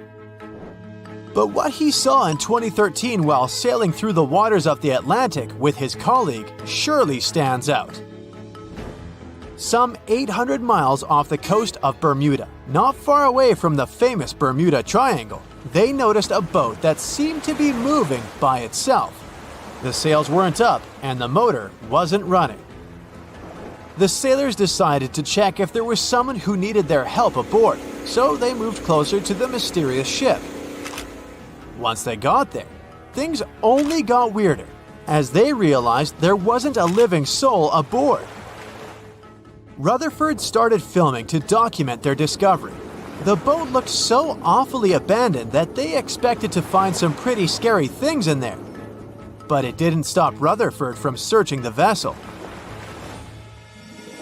The boat, which turned out to be named Wolfhound, looked like an upscale one, probably costing hundreds of thousands of dollars. It was pretty weird to find it floating by itself in the middle of the ocean. It seemed like whoever abandoned it was leaving in a rush. There were clothes and other personal belongings all over the main cabin. Some parts of the ceiling had fallen and some drawers had popped open. The brave sailors decided to tow the ghost ship back to Bermuda. It wasn't easy because Wolfhound was bigger and heavier than their boat. After days at sea, the crew was running low on fuel and asked a passing freighter to stop and give them some gas. They kept pulling Wolfhound until the tow line got wrapped around the rudder and they realized they could get stranded in the Bermuda Triangle. So they had to abandon the ship. What really happened and how Wolfhound ended up in the middle of the ocean will probably remain a mystery. Rumor has it that it belonged to a member of the Royal Irish Yacht Club. The ship was going on its first voyage from Connecticut to Bermuda and then Antigua. It got in a terrible storm around 400 miles away from Delaware. The winds were so strong that the yacht suffered 2 knockdowns. A Greek cargo ship rescued the crew. They left the ship with an emergency beacon on. The rescued crew members shared that they saw the ship sink, which only adds more questions to the story. How did it get back to the surface? Does the Bermuda Triangle have anything to do with that? Christopher Columbus himself reported some unusual compass activity going on in this mysterious area while he was on his way to the New World. Despite the stories of more than 50 ships and 20 planes disappearing in the area, it remains one of the most heavily traveled shipping routes in the world. Some skeptics believe that this fact solves the Bermuda Triangle mystery. It could make sense because the busier the area, the more accidents happen there. But then again, it's not the number of disappearances that makes the place so mysterious. It's the lack of explanation and wreckage lost for good. The first ever confirmed ship to vanish in the Bermuda Triangle was the USS Pickering. In 1800, it departed from the US on its way to the West Indies. The ship sailed into the Bermuda Triangle along with its 90-man crew. No one ever heard anything from them ever since. The popular explanation is that the ship was taken out by a storm. But because no one found any wreckage, we'll never know for sure. The largest ship that has ever disappeared in this mysterious area was the USS Cyclops. In March 1918, carrying a crew of 306 people, the USS Cyclops left Barbados and headed home to Baltimore. The ship passed through the Bermuda Triangle on its journey and vanished into thin air, or rather, water. The Cyclops never sent any distress signal and disappeared without any explanation or trace. The Bermuda Triangle isn't the only place in the world where ships go missing or mysteriously resurface. One of the most famous ghost ship stories would be of SS Bechimo. The large cargo steamer was built in Sweden. On October 1, 1931, it got caught in pack ice. The crew decided to wait it out and managed to break free after a couple of days, only to get trapped again in less than a week. This time, they didn't manage to make it out. A rescue team went by air to save 22 of the crew members. 15 other members stayed in a wooden shelter they built not far away from the ship. Their plan was to wait out the winter and get back aboard. At the end of November, a strong blizzard was rushing through the area. When it was over, Bechimo seemed to have gone away with the storm. The captain decided it must have broken and sunk, but a few days later, a local hunter informed them that he had seen the ship around 45 miles away from their camp. The crew managed to find the ship and took the most valuable cargo from its hold. They had fears that Bechimo wouldn't live through that rough water, but it did manage to survive after all. Once the ice was gone, it floated away and ended up drifting along the shores of Canada and Alaska. Many people reported seeing the ghost ship in an open sea. Some even tried to board it to save the ship, but the weather didn't allow it to happen. The last time someone saw SS Bechimo was in 1969, 38 years after its crew had left it. It could still be drifting somewhere in the ocean. The story of MV Hoita happened in the South Pacific. The ship was originally a wooden luxury yacht. After serving for 20 years to various owners, it became a merchant ship. In 1959, it set on a trading voyage that was supposed to last around 2 days. When it didn't reach its destination on time, no one was worried at first, as things happen in the open waters. After another day, and no distress signals from the Hoita, it was obvious that something serious was going on with it. There were 25 people aboard, and their families wanted to find them. A search and rescue crew worked for 6 days looking for the ship, or at least its wreckage, in an area of nearly 100,000 square miles. That's 1.5 times as big as Florida. Sadly, the mission had come back with no results. It seemed like Hoita had disappeared without a trace. A month later, another merchant ship noticed Hoita drifting in the ocean, miles and miles away from its original route, and none of the crew members or passengers were on board. The cargo had also disappeared. The lifeboats were also gone, so the people must have escaped the ship hoping to save themselves. It turned out that the crew had been trying to get help as they tuned the radio to the International Distress Channel. But the damaged cable didn't let them send the signal any further than 2 miles. It also looked like when they were leaving the ship, the crew took the logbook with them, and we still don't know what exactly happened to Hoita. Family members of those who were on board are still looking for answers. One professor claims it must have been a corroded pipe that leaked and flooded the vessel, but we'll most likely never know for sure. In the Pacific Ocean, near Japan, there is an area nicknamed the Devil's Sea. It's believed to be one of the 12 vile vortices around the Earth. Some people claim that vile vortices have weird things going on in them because the pull of the planet's electromagnetic waves is stronger there than anywhere else. The most famous ship that disappeared in the area was a fishery patrol vessel in 1952.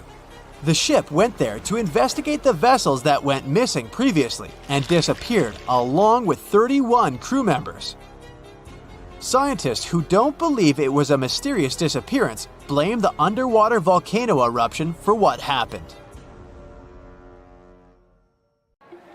So in 2017, over 25 million people boarded cruise ships all over the world. Now, if you're keeping count, that's more than the total population of Greece. It's become America's favorite choice when it comes to going on vacation. It's easy to see why hopping aboard a cruise ship becomes more popular each year. Heading out on a cruise is also coming back in style with newer generations. 2/3 of Gen Y and millennials say that cruising is their new preferred type of vacation. How's that? Well, let's see. It's easy to plan in advance. On board, you can find activities for all family members, and you get a chance to visit several different destinations in one trip. An added bonus of booking a cruise? You can sample various places for a future time off. The entertainment on board is often top-notch, providing passengers with an added taste of luxury. And the amenities and accommodations are generally very reliable.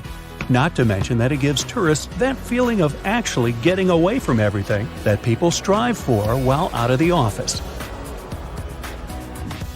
Royal Caribbean International is one of the largest cruise lines in the world, with just over 19% of the cruise market as of 2018.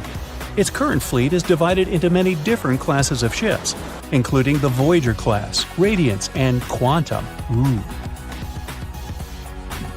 The latest addition to the Royal Caribbean International's impressive fleet was built in 2018. Wonder of the Seas is now the largest cruise ship in the world. Since this spectacular liner has just had her maiden voyage in March 2022, let's look at some of the incredible perks it has to offer its passengers. For starters, the boat is so big that it had to be split into neighborhoods. Well, it figures since Wonder of the Seas can accommodate almost 7,000 passengers. Fond of New York? Well, no worries. Wonder of the Seas has a central park of its own, with an estimated 10,000 plants to check out. The ship's central park is a feature of all Oasis-class ships, being one of the so-called neighborhoods. Let's look at some other areas, shall we? Like this boardwalk, a place that includes an arcade, a candy store, and a sports bar. It's best suited for long walks. There's a pool and sports zone on Wonder of the Sea. These areas feature the ship's numerous pools and hot tubs. There are many activities to check out on the sports court. Then there's the Royal Promenade, or Promenade if you prefer. That's the main road on Wonder of the Seas, with bars, lounges, and places to grab a cup of coffee, or a luxurious latte. The entertainment neighborhood is the focal point for leisure activities on the ship.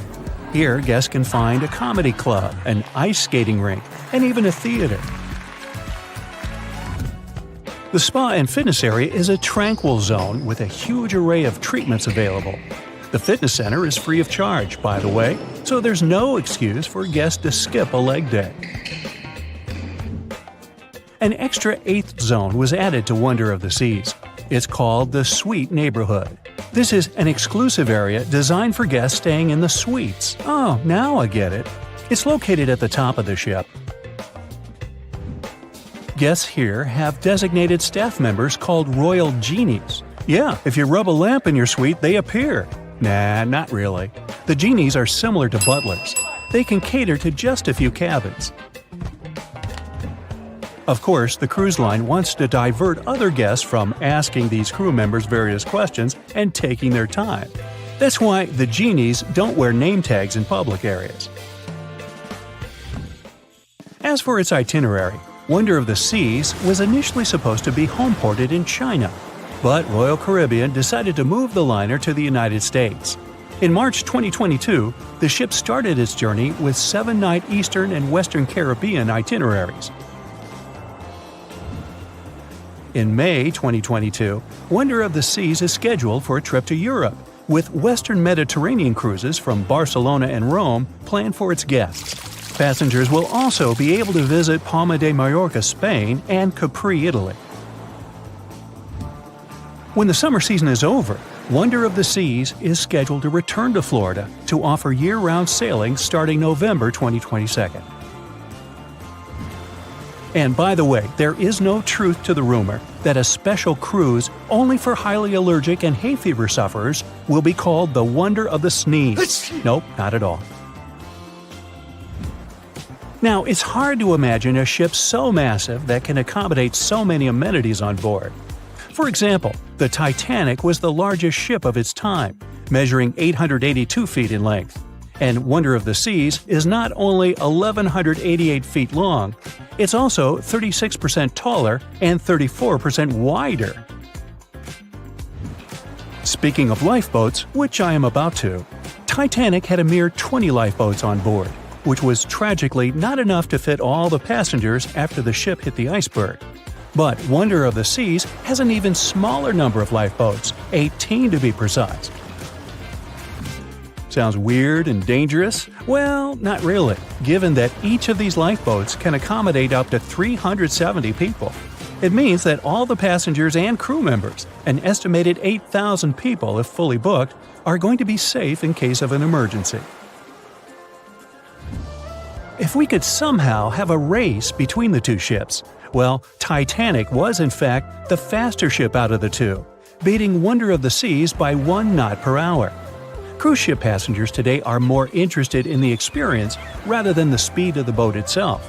That's why how fast a ship can travel is not an extremely important aspect nowadays. In terms of costs, Titanic cost around $7.5 million at the time of its construction. It's the equivalent of about $200 million today. How about Wonder of the Seas? Well, it cost a staggering $1.35 billion to build, making it 6 times more expensive than the Titanic. How about we compare ticket prices? Well, in this case, the least expensive ticket on Titanic was £7. It's about $1,000 today. The cheapest ticket on Wonder of the Seas is currently $423, but prices may vary depending on the location, season, itinerary, and how much you tip your royal genie. And I know you were going to ask, how about icebergs? Well, Titanic steamed in the frigid North Atlantic, where you had to be on the lookout for those. Wonder of the Seas will be cruising the balmy Caribbean, where the worst thing you can hit on is 17 and blackjack. Oops, busted. Anyway, set side by side with its other sisters from the Royal Caribbean Fleet, Wonder of the Seas is equally as impressive. The company's earliest ships could host about 2,500 people. This included passengers and the staff. Such ships were Splendor of the Seas, Legend of the Seas, and the smallest of them all, Thumbelina of the Seas. No, wait, that should be Empress of the Seas. Oops, my bad. The largest ships in the company's fleet can now house about 9,000 people altogether. That's almost 3 times the size and capacity of the earlier liners. Wonder of the Seas is one of them, as well as Harmony of the Seas and Symphony of the Seas. Are you seeing a pattern here? Yup, if you ever encounter a ship with Of the Seas in its name, it's safe to assume it belongs to Royal Caribbean. But if it's a can of tuna, it might actually be Chicken of the Sea. Hey, I like tuna. Now, choosing between cruise ships based on their size is like wondering if you should visit your local museum or the Louvre in Paris. It all depends on your preferences. Some families prefer small settings. Others are fan of large spaces that can provide everything they need. Historically, it's equally as exciting how far we've come in terms of maritime transportation. The SS Royal William, for example, was the first boat to ever make a transatlantic voyage almost entirely steam-powered in 1833. And it was a mere 160 feet long and could house roughly 155 passengers. And if the seas were calm, then they were housed less roughly. Similarly, the first modern megaship in the world was the MS Sovereign of the Seas. Launched in 1987, it was only 888 feet long and could carry a little under 3,000 passengers. Size and capacity are not the single improvements added to newer cruise ships out there. Recent technological developments in artificial intelligence and facial recognition have allowed cruise operators to ensure faster, smoother boarding for passengers. If, in the past, it took from 60 to 90 minutes for all passengers to board a ship, nowadays, cruise ship operators manage to get people comfortably settled in less than 15 minutes. Now, I'm sure you're already eager to book a ticket, but let's look into some of the more interesting activities you can try on board Wonder of the Seas. This way, you'll know what you're getting yourself into. All Royal Caribbean ships have loads of artworks available for their guests to enjoy. But Wonder of the Seas goes above and beyond, even featuring statues of astronauts in key locations around the ship. You'll find the first astronaut looking through the glass at the promenade, while a second one is busy rock climbing at the boardwalk. The third and last astronaut is more of a movie fan. This statue can be found near the movie screen sitting area. Going astronaut sightseeing is proving to be quite the experience among guests. In the areas with no access to sunlight, Wonder of the Seas features virtual balconies. In case of bad weather, guests can still have a feeling of the outdoors, but without having to hide from wind or rain. Teenagers have a place of their own reserved on the ship. There's a special club with a private hot tub, selfie area, games, and comfortable seating.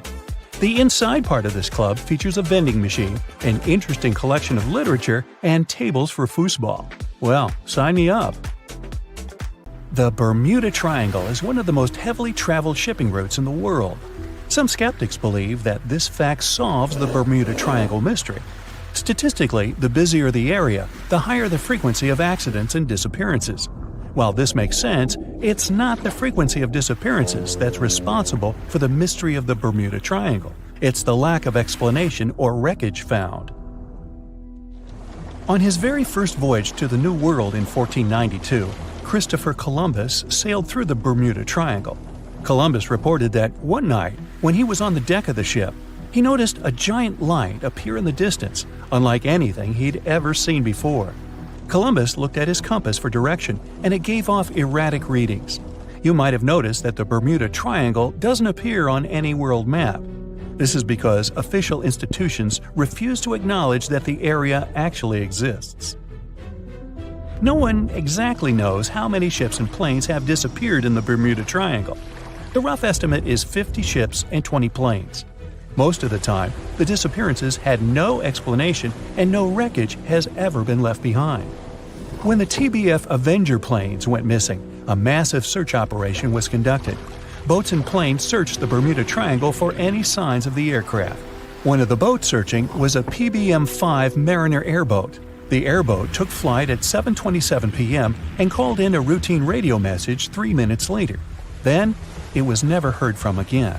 No trace was ever found of the rescue airboat or the 5 Avenger aircraft. A huge investigation was launched into the disappearance of all these vehicles, but nothing was ever discovered.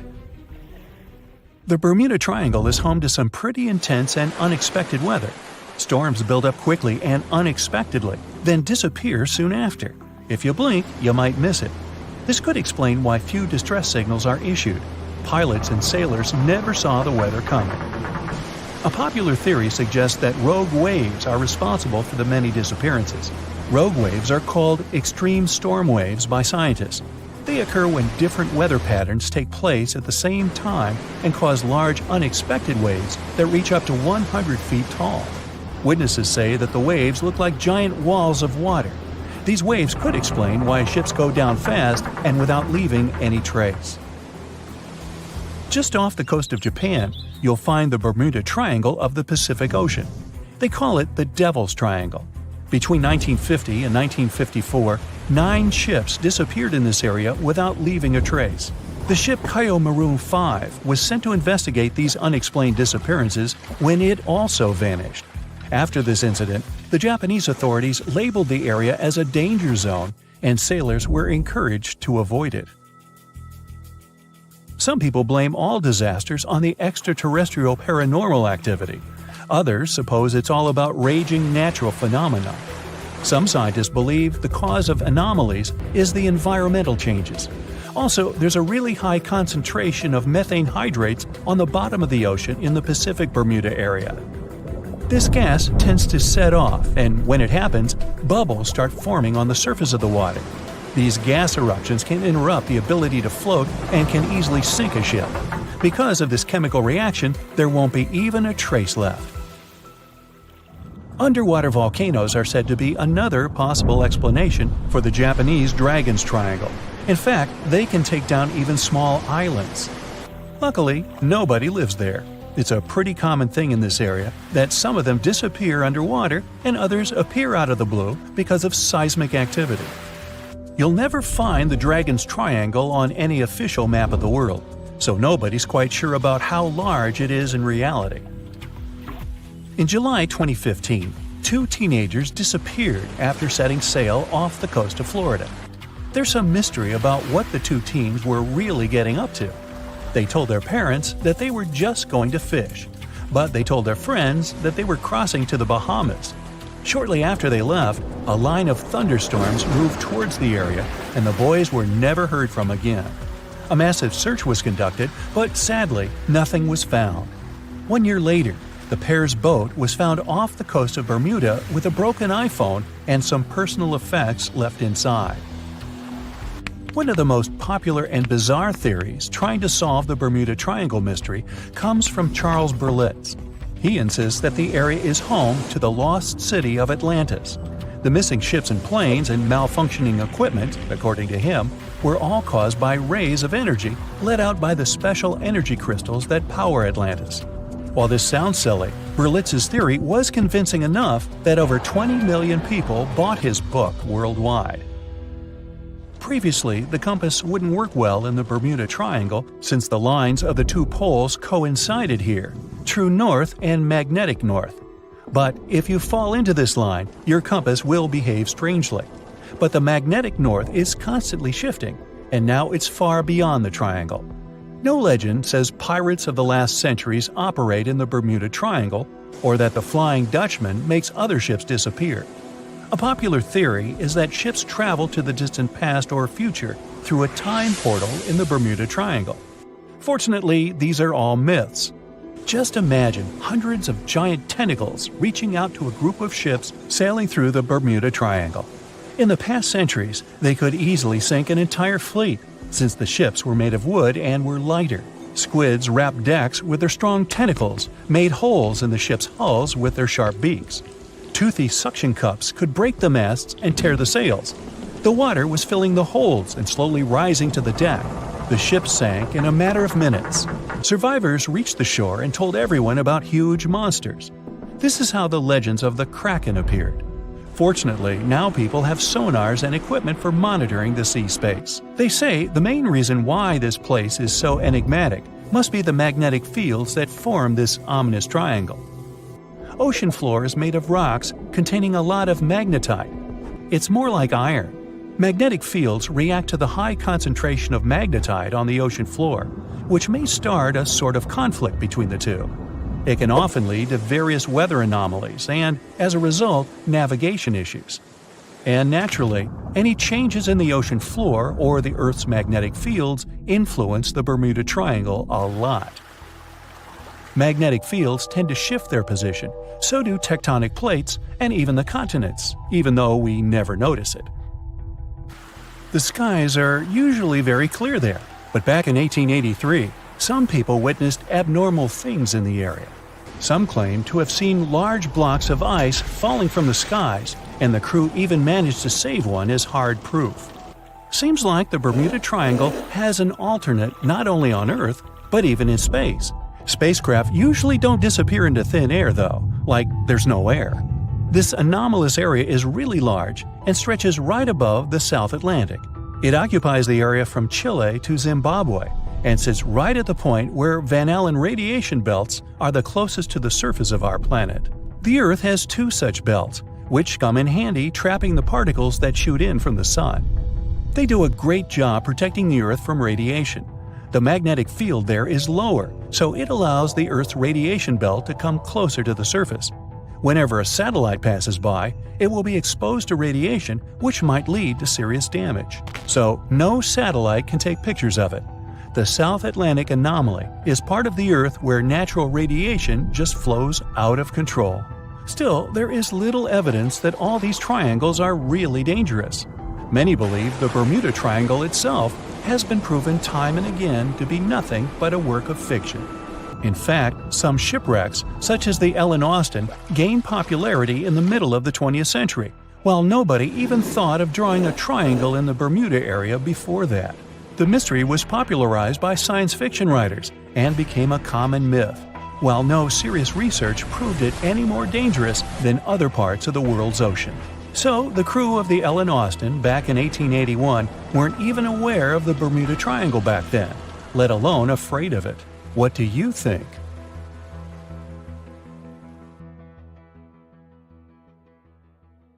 April 1912 marked one of the most terrible tragedies in the history of the world. The most unsinkable vessel, the pinnacle of engineering at that time, the huge Titanic, sank. On that dark, moonless night, the ship had many chances to save its passengers. There was another ship just a few miles away that could have saved the Titanic, but it didn't. It wasn't a phantom ship, and it's not some legend or a theory. This is a documented reality. There are records and witnesses' statements confirming this. But why didn't this ship help? Let's find out what happened that night by looking at these events from 3 different points of view. Let's start with the Titanic version. 11:30 p.m. The moon hides behind black clouds. Visibility is bad. Everything is calm on the Titanic. Under the captain's guidance, the communications operator stays in touch with the mainland through the radio. At this moment, some stranger breaks into the frequency, interrupting the operator's communication. It's unclear what this strange man wants and what he's talking about. The operator doesn't try to figure it out. He shouts at the guy, demanding him to disconnect. The connection is interrupted. At 11:40 p.m., the Titanic crashes into an iceberg. The ice breaks the hull. Water begins to flood the lower decks. Nobody is panicking yet. 20 minutes later, at midnight, the ship's crew sends a distress signal through the radio frequency. Few people understand how bad the situation really is. After 20 minutes, at 12:20 a.m., they start lowering lifeboats with passengers. At 12:25 a.m., they receive a response to the distress signal. This is RMS Carpathia. Their captain reports they're already sailing at maximum speed towards the Titanic. But the problem is that the crash site is 58 miles away. This means Carpathia will only be here in 4 hours. At 12:45 a.m., the sinking ship's crew release rockets into the air. These flares are one of the main reasons for the terrible fate of many passengers, but more on that later. 90 minutes later, the Titanic's deck breaks and the ship dives underwater. At 4:10 a.m., the Carpathia finally arrives at the shipwreck location. The crew members make heroic efforts to save all the people. They take 705 survivors on board. At this moment, another ship appears. It's SS Californian. The Carpathia sails towards the New York coast with all the people. The Californian floats in search of passengers and finds nothing but wreckage. The ship was only a few miles away while the Titanic sank into the icy water. The Californian could have saved these people, but did nothing. Its captain, Stanley Lord, made one of the most terrible acts that a sailor can allow. He didn't help a sinking ship. When the world found out about all this, they detested Captain Lord. They couldn't bring charges against him, and the trial didn't punish him. But his career was ruined entirely, as no other ship company would hire him. Despite this, he never confessed he had been guilty. Before he passed away, the captain said it hadn't been his fault. If this was true, then what happened there? This brings us to the Californian version. It's the night of April 14th. The Californian is sailing in the cold waters of the North Atlantic. The ship gets into a section with a lot of icebergs. At 10:10 p.m., Captain Lord stops the ship. It's too dangerous to move around this area, as they can damage the hull. At 11 p.m., the ship starts drifting. It's impossible to move in such conditions with such poor visibility. The captain knows that the Titanic is coming here, so he orders the radio operator to warn the ship about the danger. Radio operator Evans turns on the receiver and tries to contact the Titanic. He spends about 30 minutes on it. The connection is finally established. At this moment, the Titanic radio operator is speaking with the mainland. Evans interrupts this conversation and tries to warn the ship about icebergs. The operator doesn't understand Evans' words. He's annoyed because Evans broke into the channel so brazenly. He shouts at Evans and cuts the connection. Tired, Evans turns off the receiver and informs his superiors about the incident. It's still a mystery how the captain reacted to this news. He probably thought the Titanic knew about the danger. He lets Evans go to bed. If Evans hadn't turned off the radio and waited 1 hour, he would have heard a distress signal from the Titanic. But you shouldn't blame him. At this point, he has no official reason to stay at the transmitter. Evans is too exhausted and can't fight drowsiness. So, Evans goes to bed. The Titanic begins to sink. Its captain sends a distress signal. The operator on board the Carpathia catches it, but the Californian doesn't, since the receiver is turned off. Captain Lord can't sleep. He feels that something is wrong. Meanwhile, the Titanic is rapidly sinking under the water. The captain gives the order to launch rockets into the air. And here is where one of the critical mistakes takes place. They release warning lights, but they are not red. The crew forgot to take red rockets on board for some reason, so they lit up the sky with a bright white light. If you need to send a distress signal, you need to release red lights. Captain Lord sees these lights, but doesn't perceive them as a cry for help. It can't be that there are no standard red rockets on such a massive ship as the Titanic. But, unfortunately, it can. Captain Lord thinks the Titanic is sailing away. Perhaps there is some unknown reason behind those white lights, but he doesn't really know. So, Captain Lord has no idea that the Titanic is sinking. He still decides to contact the ship, but this time, not through radio communication. Captain Lord doesn't wake up the radio operator and sends a signal to the Titanic through a signal lamp. It's important to understand that many old-school captains didn't take radio communication seriously. They didn't understand the value of this technology. That's why Captain Lord doesn't wake up Evans. He sends light signals, but the Titanic doesn't respond. Many survivors later mentioned seeing the flashing lights of the Californian, but there was nothing they could have done. The ship's crew doesn't hear their cries for help. At 2:20 a.m., the Titanic completely goes underwater. A little more than 2 hours later, radio operator Evans wakes up and turns the transmitter on. He hears many rescuers talking about the sunken ship. Evans understands everything. He reports this to the captain. At that moment, the Californian immediately heads to the wreck site. They meet Carpathia there. With the survivors on board, it sails towards New York. The Californian stays sailing and looking for people. They find nothing but wreckage. The Californian returns to the mainland. The news about the ship that could have saved the Titanic is spreading all over the country. The trial begins. Captain Stanley Lord and the crew tell their version. They say their ship had been standing still. Many people don't believe them, and some of the surviving passengers claim to have seen the Californian sailing by. Still, the judge declares them innocent. 1962. Captain Stanley Lord is a very old man. He calls a notary to confess something. The captain makes his last remark about this case. He swears he's not guilty. But if it wasn't the Californian sailing past the Titanic at that moment, then what? The Samson theory could answer that question for us. The sealing ship Samson is sailing in the cold waters of the North Atlantic. The crew aren't sleeping. They carefully study the surroundings, but not because they're afraid of icebergs. They're scared of meeting with the U.S. Coast Guard. The Samson ship's crew catch seals. which is illegal.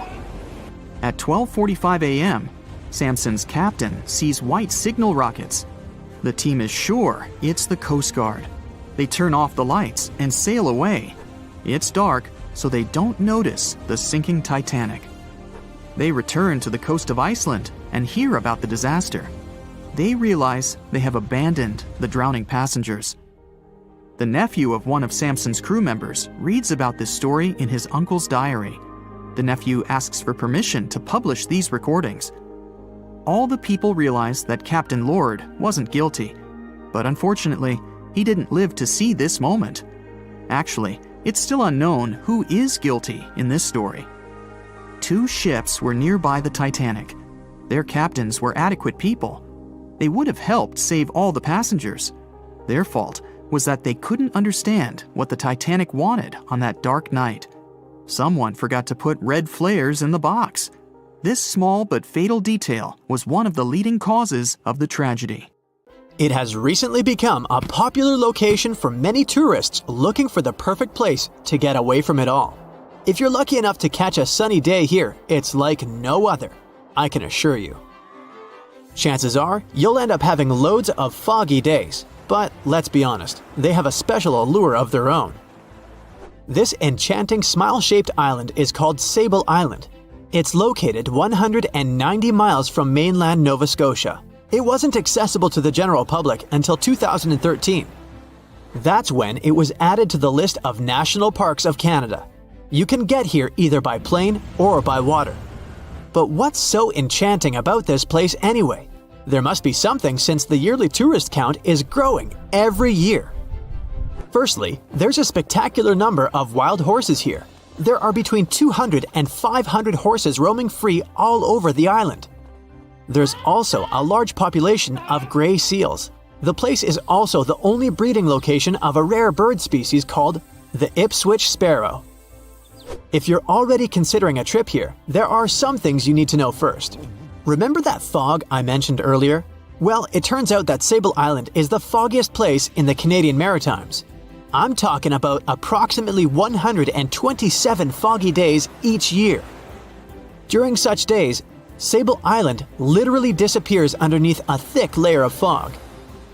You won't be able to explore the place on your own either. The local regulations state that visitors need to travel within a group, and they also need to keep a 197-foot distance from the wildlife they can encounter here. As charming as this place may be, it holds a dark secret hidden beneath the sandy dunes, and it has nothing to do with beautiful creatures living here or the island's unique vegetation. Apart from being known from its horses and seals, Sable Island is infamous for an overwhelming number of shipwrecks. Over the years, about 350 ships have ended their lives here, on these sandbars. When survivors described their experiences, they usually mentioned harsh weather conditions near this mysterious island. The island also made its way into literature when it was described in a book called The Perfect Storm, which was written by Sebastian Junger and published in 1997. The book was so successful that it was later adapted for the big screen in 2000, with George Clooney playing the leading role. The first recorded shipwreck near Sable Island dates back to 1583. The boat was named the HMS Delight and was under the command of British adventurer and explorer Sir Humphrey Gilbert. Only 17 people managed to survive the catastrophe by escaping in a small boat. Records mention that they spent 7 days at sea before reaching the shores of Newfoundland. In 1884, another vessel named the Nicosia struggled in the thick fog as well.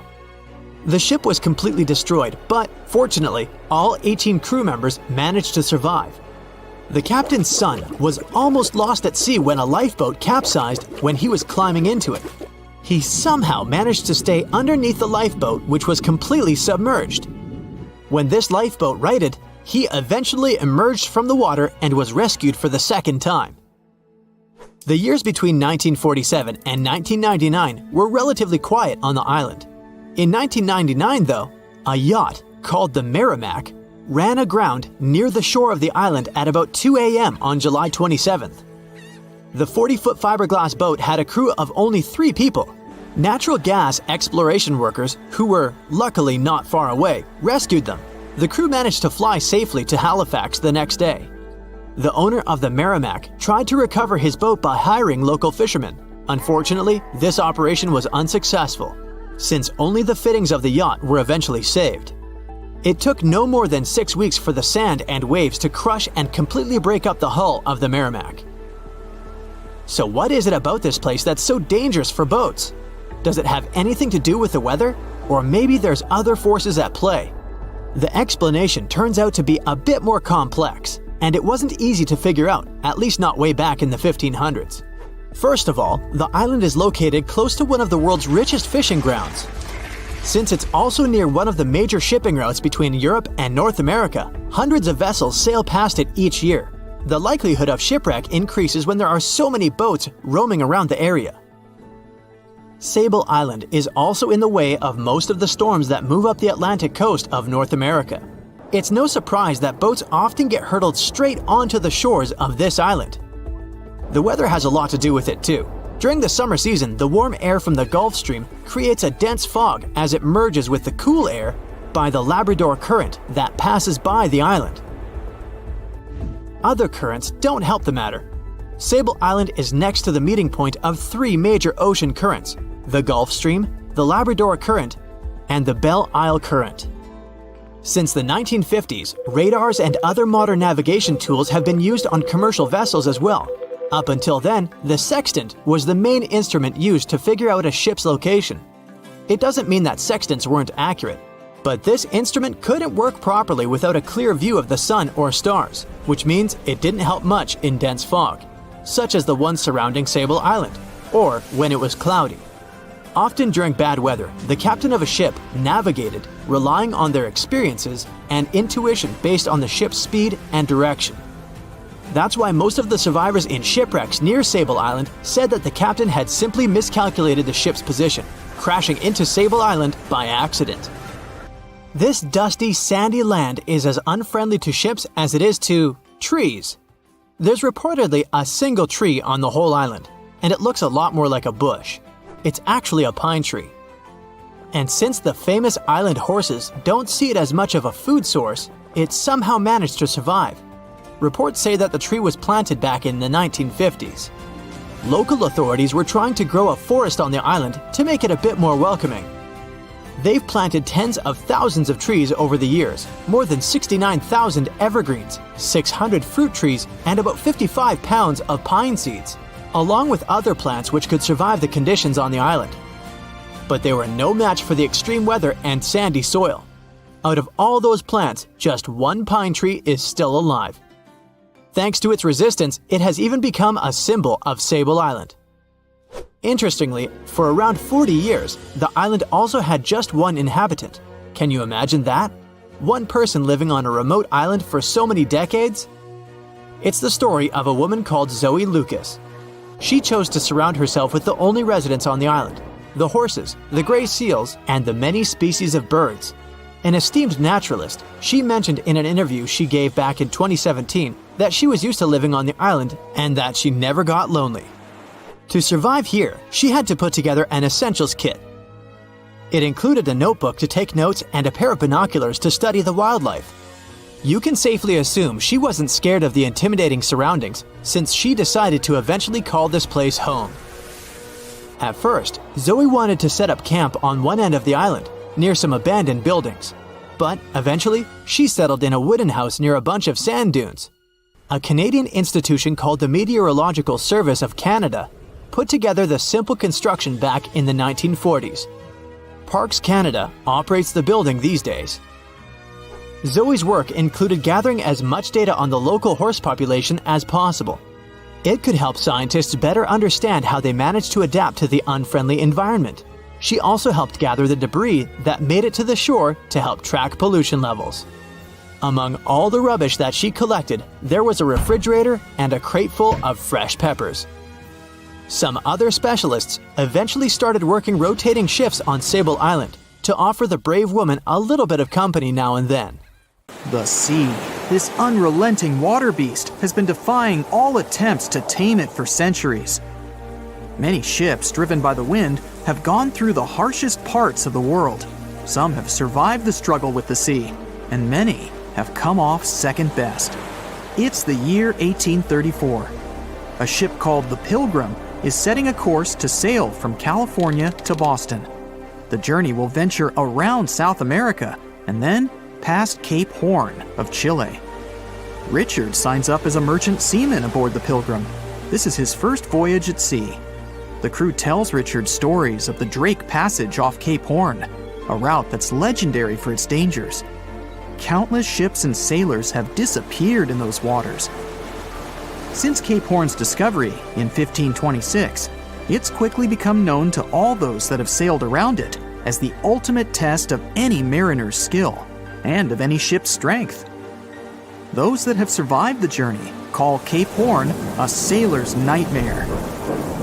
Jack, the helmsman, a salty veteran, steers the ship towards this most dangerous of all routes. Jack has been aboard the Pilgrim since it was first commissioned in 1825. He's passed by the Horn many times, each time learning a different lesson from the tests provided by the sea. The Pilgrim has been refitted since its past voyage a year ago. Richard values Jack's experience, given that it's his first journey at sea. Jack assures Richard of his confidence in the Pilgrim, even though it's just a small wooden brig with 2 masts. Jack's aware that wooden vessels are gradually becoming outdated, replaced by new steam-powered ships. But Jack prefers the maneuverability of the Pilgrim and would take it over the steel ships any day. Richard is excited to be aboard. There's so much to explore in life as a merchant seaman, but the guy struggles to acquire his sea legs on the boat. Forceful winds make the Pilgrim move faster, providing Richard with a quick introduction to life at sea. At the same time, nothing can prepare him for what is to be experienced at Cape Horn. It's the southernmost point of land before Antarctica. The gap between the icy continent and Cape Horn holds the infamous Drake Passage. Approximately 700 miles between Cape Horn and the Antarctic Peninsula. Strong winds provide an uninterrupted, steadfast journey toward the Horn. But, as Jack tells Richard, the winds are more concentrated at the Drake Passage. They create a funneling effect, becoming stronger and more unpredictable. Richard is unsure of what this might mean for the Pilgrim, but understands that there's no easier route to travel around South America. A few days pass. The Pilgrim sails by the many islands that make up the western coast of Chile. Although the sea has been relatively calm, Richard continues to deal with his lack of sea legs. His movements are still not very graceful. The constant, ever-swaying deck rises and falls, and Richard finds it hard to get used to the motion. Random large waves hit the Pilgrim from every angle. The ship is quickly approaching Cape Horn. Richard looks towards great thunderous black clouds in the distance. "Welcome to the Horn," Jack says, half laughing. A wry smile upon his face soon disappears. The man gets serious, knowing what awaits them all. Stronger winds start blowing the sails as the crew scrambles to hang onto the ropes. Richard desperately sets to adjust the aft sails, adjusting for the constant change in strong southerly winds. Jack holds firm at the helm, knowing the importance of his role. He's wary of the swell. It can build very quickly the further south they travel. It's crucial the Pilgrim doesn't venture too close to the Horn when they approach.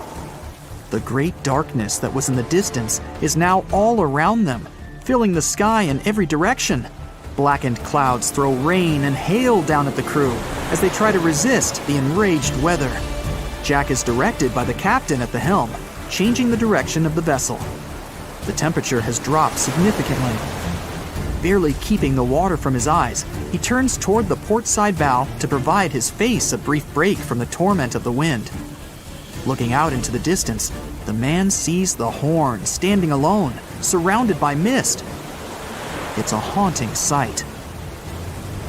He steers the Pilgrim along the face of the Horn, the distance getting shorter.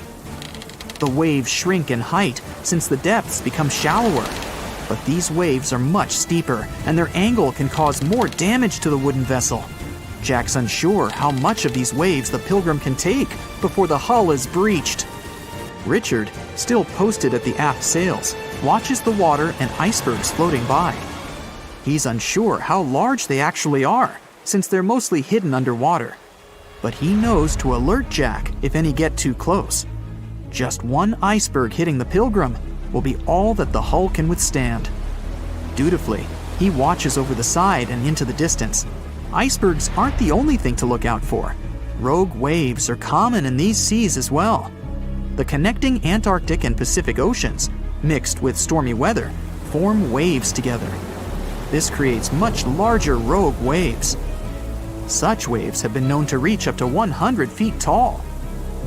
They can destroy most vessels in their path. It'll surely be the end of the Pilgrim if it comes across a rogue wave. Strong currents adjust the route of the Pilgrim, as though the Horn is trying to lure the ship toward its rocky shallows.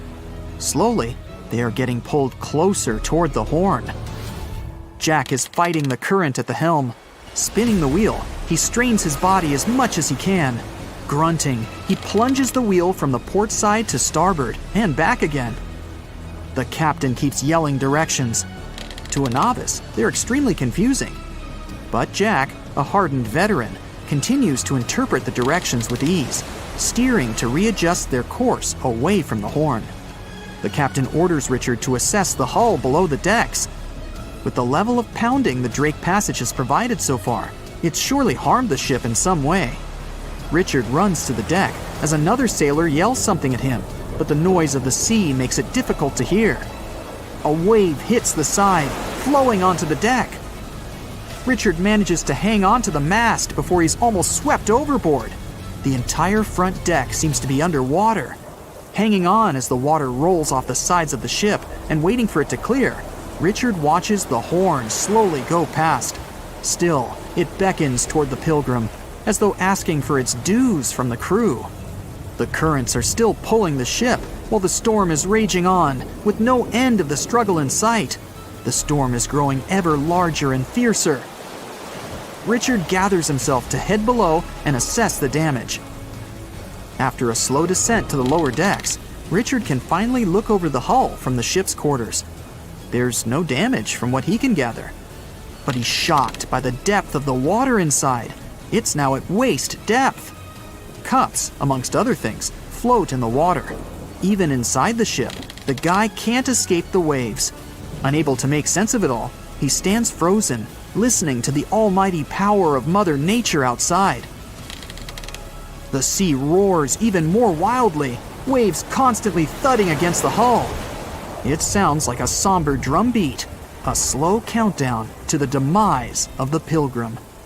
Richard forces himself back to the terrors of the above decks, grasping onto the rails to carefully walk the slippery stairs. He leaves the disturbing creaks of the wooden decks. They're soon replaced with the strained sounds of the ropes, the yells of other sailors, and the deafening roar of the sea crashing all around him. Jack is at the helm, focused on his role, still fighting the wind and the waves, even with the addition of ice and frost. It seems that the world around him has set its heart to distract the man from his duty, but Jack pushes on determinedly.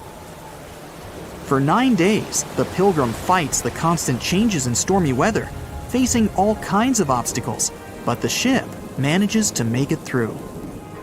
As they leave the storm behind, the crew sets their course north for their final destination. The sight of the sun peeking through the dark clouds is the most relieving thing Richard has ever experienced. Unfortunately, Richard lost his rations at some stage during the storm. At sea, if your rations are lost, it's your own bad luck. Luckily, Jack is kind enough to share some of his. The Megalodon was the biggest shark to ever live. Not only that, it's one of the biggest fish and the largest predator in Earth's history. They've been known to reach lengths of up to a whopping 70 feet. That's over 3 times longer than the biggest great white shark on record. The females have also been found to be around twice the size of the males. The Megalodon could swallow a small car without it even touching its teeth, if cars had been around then. Its teeth could grow to over 7 inches long. It looks like we're going to need a bigger boat, and best make it steel-plated, as this shark can easily gnaw its way through ships. The underwater terror could bite a ship clean in half with the highest bite force ever calculated for any animal, living or extinct. The force of its ferocious bite was up to 40,000 pounds. That's around 108,000 times the strength of a human's and 10 times the force of a modern crocodile's bite. Its chomp is so strong that it makes the T-Rex's bite look about as powerful as my granny's after she's taken her dentures out. In fact, the Meg was so big and powerful that it had no natural predators. It was the uncrowned king of the seas, swimming freely from ocean to ocean. This cosmopolitan creature was found all over the world, from America to Europe and Australia to Japan, assuming there were countries back then. Meg fossils have been found on every continent except Antarctica. Everybody skips Antarctica. Science tells us that the Megalodon went extinct over 3.6 million years ago. But could they still be alive at the deepest depths of the ocean? Only around 80% of the ocean has been explored, and its deepest point, the Mariana Trench, is over 7 miles down. So who knows what's lurking at the bottom? If you did manage to make it down, it is unlikely that you'll run into a Meg, though. The sharks, like us, preferred warmer coastal waters. Deep ocean living would be too cold for the beasts, and food would be scarce. Their entire bodies would also have to evolve to avoid being squished by the enormous water pressure down there. It's unlikely they're still around, but not impossible. Some good news, if you do run into one, is that the shark is pretty unlikely to eat you. You are way too small a meal for the Megalodon, even if you have a couple of friends with you. This guy eats whales that are over 50 feet long. If you're having a beach party, though, it's a different story. In a beach full of swimmers, the shark very well might creep up, scooping several humans into its giant mouth without even chewing. But wait, let's rewind. How does the shark take down a 50-foot whale? It first bites off its fins, making the whale unable to swim away. It then casually munches it down piece by piece. Because of their size, sharks had to consume over a ton of food every single day just to sustain themselves, like me. All that food made the Megalodon extremely heavy. They range from anywhere between 50 to over 100 tons.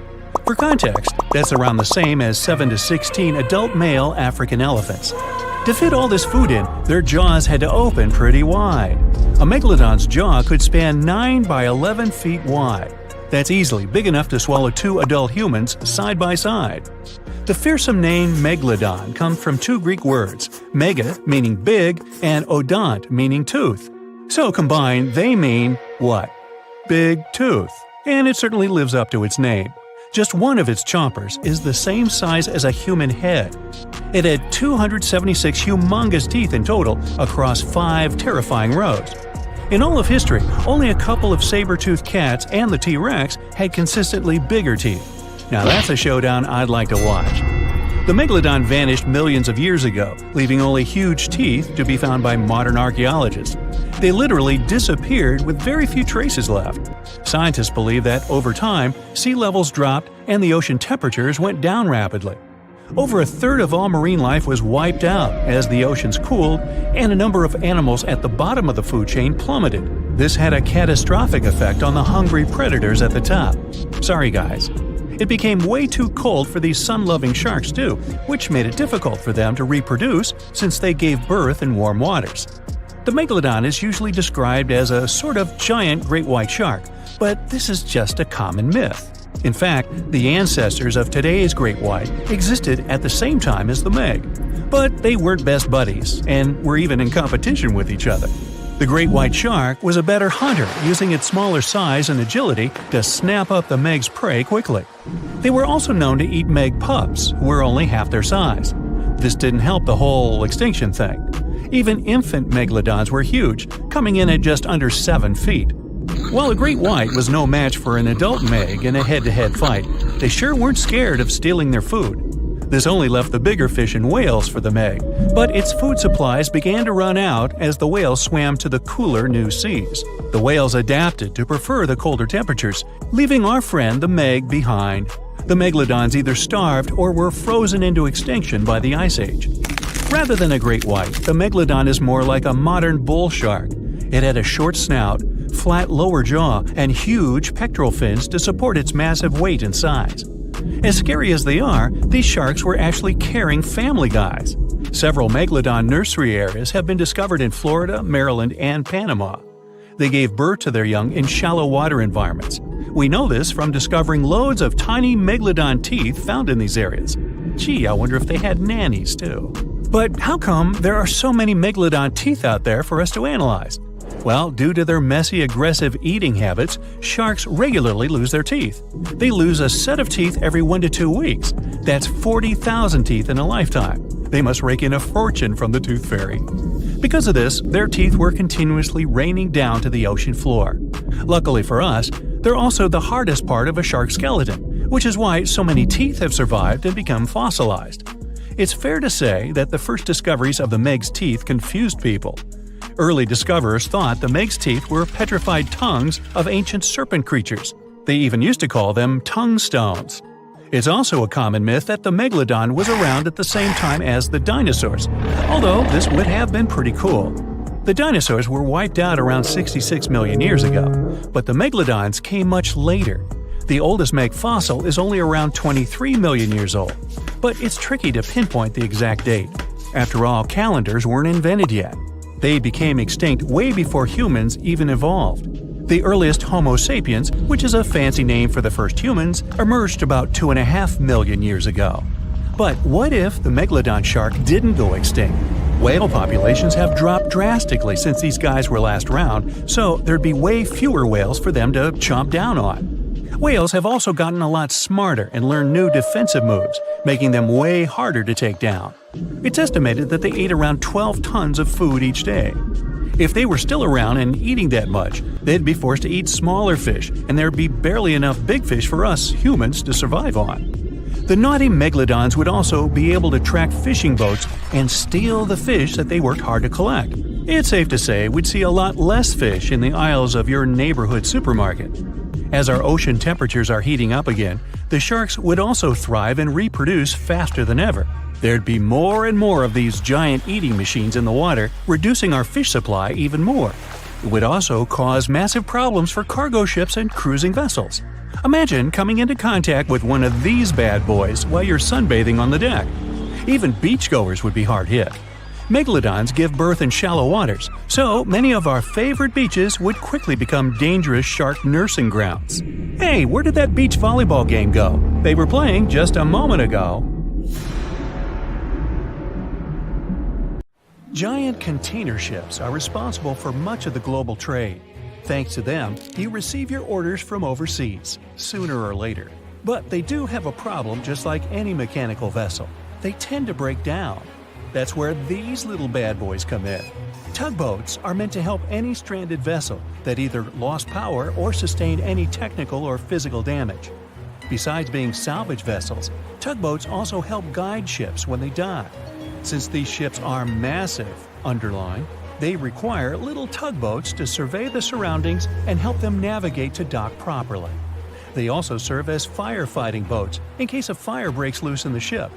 Many of these cargo ships already have a system to stop fires, but tugboats provide extra help in case the fire gets out of control. Many cargo ships pass through below-zero regions like the Arctic and face plenty of obstacles, or icicles. Tugboats to the rescue again. They can make the first move by breaking the ice so that the vehicle can pass through without damaging itself or delaying its course. They also help large ships move through narrow areas. On March 23, 2021, the Ever Given, one of the largest container ships in the world, got stuck in the Suez Canal for 6 days. It froze global shipping of almost $10 billion of trade in a day. The Suez Canal is one of the most important routes for trading, but happens to be quite narrow for its purpose. To put that into perspective, it's like the Empire State Building getting lodged in the middle of a busy freeway. So, if you were wondering why your delivery was late during that month, it's probably because of that incident. The bottom of the ship nearly touched the floor of the canal. In the early morning of March 23rd, the weather was acting up. It was getting worse and worse, with the wind picking up to around 45 miles per hour. Those were some terrible weather conditions for navigation. That should have been the first red flag, but the Canal Authority didn't have a system for monitoring weather conditions or warning ships about them. The captain, Krishnan Kantavel, ignored the signs and decided just to go with it, not knowing the perils and the consequences ahead.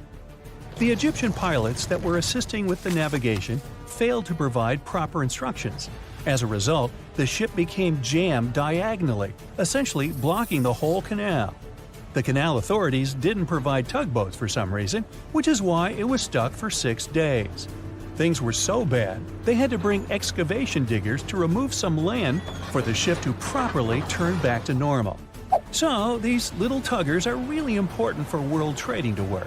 The vessels are getting bigger and bigger, with the world depending on import and export more than ever. They're built for going long distances rather than maneuvering in tight spaces and corners. The tugboats are surrounded by a material that won't scratch or damage the vessel, kind of like bumper cars at the carnival. They can either push or pull. But one thing's for sure, more than one is needed to help a ship get back on its aquatic feet. Ships don't have a lot of water passing over the rudder for them to turn quickly, and they risk damaging the engine if they push it too hard. They can either tow it directly or indirectly. The tug is pulling the vessel either in front of it or from side to side. They can also push it from one side to another. These tiny boats are like ants compared to giant ships. Their success secret is that they're floating on the water, which means there's no solid foundation for them to struggle. As a result, pushing and pulling is easy. Many newer tugboats have 2 large diesel-powered engines. There are also some electric models which are good for the environment and still do their job well. Shipping boats in general are better for the environment than trucks and planes, but are slower. Shipping vessels mainly carry food, clothing, electronics, furniture, and my stuff. The biggest ship can carry the Eiffel Tower on its back like it's no big deal, although getting it over to the ship would be. They're 1,000 times more powerful than a regular car. If all the containers in the world were arranged in a pile, it would cover half the planet. If you ever walked on a beach in the 90s and saw what appeared to be a rubber ducky, you weren't dreaming. In 1992, a shipping crate holding 28,000 rubber ducks was lost at sea while journeying from Hong Kong to the U.S. They say it fell off the ship and has been around the world's oceans for more than 20 years. What seemed like a horrible accident that would leave dire consequences for the world's marine ecosystem proved to also be helpful for us to learn and understand the world of plastic pollution and how the ocean currents work. These ducks seem to have had quite the journey when they broke free from their container life. Some reports showed they got washed up on the shores of Alaska, South America, Hawaii, Pacific Northwest, Scotland, Australia, and even froze in the Arctic. Rather than making their way to thousands of bathrooms in the U.S., they went rogue and backpacked around the world to see what else lies beyond tiled walls and bubble baths. Many were collected and removed from the seas and oceans, while some are still out there. There are around 2,000 of these duckies circulating in the currents of the North Pacific Gyre. In case you were wondering, that's a place where the currents meet and whirl with one another between Japan, Alaska, Kodiak, and the Aleutian Islands. They've even created a website to track these ducks down with a contact form that lets people inform of one or many ducks they find across the world. But who knows? Maybe we'll never recover every single duck that was lost at sea at the time. This is just one incident out of many. Studies show that at least 2,000 to 10,000 shipping containers are lost at sea every year. Many containers that do slip off and fall into the sea don't always sink to the bottom. They're floaters. On the downside, they don't float high enough to become colorful islands that are easy to notice. They float like icebergs, with just the top of the container showing, which means that any passing ship or boat won't see it from above. If they pass through it, then significant damage can happen to the ship. They can't stay floating forever, so they end up sinking after many days of being suspended in the open water. Some people have even seen shipping containers washed up on shore after being stranded at sea. These bad boys have been made to last for a very long time. If you take proper care of them, the life expectancy of each container can stretch for more than 20 years. It's pretty amazing that they travel all over the world and are filled and refilled with new items many times. They go through all sorts of weather conditions and have to survive in different climates. Many modern houses are made out of retired shipping containers designed with a nice aesthetic touch. Shipping container houses provide the exact same living conditions, except they look cool. Besides looking cool, they're economically friendly compared to regular houses. You can save plenty of money with the structure pretty much halfway done. All that's needed is just a little foundation and a few adjustments here and there, and boom, you've got yourself a house. You're also doing the world a favor by contributing to the environment. Those homes are recycled containers that have just been refurbished and polished for anyone to live in. They're good enough to live in freezing conditions and scorching weather. The industry is booming, so you can have your new home delivered to you within 10 weeks. You can customize it before they build it for you. It's easy to transport since it's not heavy, it's just bulky. You can predict your cost without the surprise payments that might follow. Many of these containers start their journey in a steel yard and travel all over the world. And in the end, they retire in a nice piece of land and host families that will get to be a part of their history.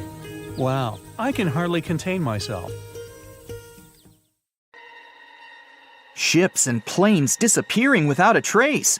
Passengers never seen or heard from again. Reports of strange lights in the sky. No, these aren't scenes from an upcoming Hollywood blockbuster, but some of the strange occurrences reported for over a century in an area ominously dubbed the Graveyard of Lake Ontario, also referred to as Canada's Bermuda Triangle, or the Marysburg Vortex. It stretches across a portion of Lake Ontario from Kingston to Prince Edward County in Canada, and down to Oswego, New York in the US. The tales about this area can be as chilling as the frigid lake water on which they took place. The most unsettling story involves the schooner called the Bavaria. It was 1889, and the ship was being towed across the lake. Rough waters severed the tow rope, and the Bavaria floated away. Luckily, the schooner was later found safe and fully intact. But there was one thing missing: the crew! Not a single person was found on board. What makes the story even more bizarre is that the dinner table was set, a loaf of bread was discovered, freshly baked, and the captain's money and his papers were fully accounted for. There was even a pet canary happily chirping away as if nothing was amiss. What happened to the crew? We may never know. And this was not a unique incident. Just over a decade later, in 1900, 3 ships, the Annie Minnis, the Picton, and the Acacia, were sailing across the lake. But only 2 would make it to their final destination. The third one, the Picton, was speeding ahead of the others when it simply vanished. According to a cook on the Annie Minnis, "We were well out into the lake and making good time when all of a sudden we saw the Picton's topsails coming off, and then her lower sails settled, and then, while we stood and watched, the Picton just disappeared." It's possible that the ship sank, as there was some wreckage later seen in the water, but the ship itself was never found, and none of its crew ever located. A few weeks later, a bottle with a note inside was discovered in Sackett's Harbor, New York. The note was from Captain Sidley of the Picton. "Have lashed Vesey to me with heaving line, so that we will be found together." Vesey was the captain's 12-year-old son. The note creates more questions than answers. If the witnesses were correct, the ship's disappearance was quite quick. When did Captain Sidley know he was in danger? Why not signal for help if he had any warning? And when did he have time to write a note, bottle it, and tie himself to his son? It truly is a mystery. And it was not just ships that ran afoul of the strange forces in the area. Planes also struggled to make it through in one piece. In 1975, Ron Scott flew out from the Picton Airport in his Cessna 172. As he entered the Marysburg Vortex, his plane banked to the side. For several seconds, he was unable to right the plane, but once he did, the same force banked him to the other side. Again, he was stuck there for a few seconds, unable to control his plane. A skilled pilot, he had never experienced anything like it before. He was certainly luckier than Royal Canadian Air Force pilot Barry Allen Newman. Newman was at the same spot back in 1952, when he lost control of his jet and crashed into the lake. To this day, his body has not been found. In total, over 270 ships and at least 40 planes have met a tragic end in this area. And adding to the mystery, sometimes people report a series of bright lights or orbs, or a dark ship hovering in the sky. these are even harder to explain. Witnesses willing to report them are adamant they are true. Sid Wells said he watched a strange shape like a multifaceted diamond slowly spinning in the sky, and then it just disappeared. Others claim to have seen it too.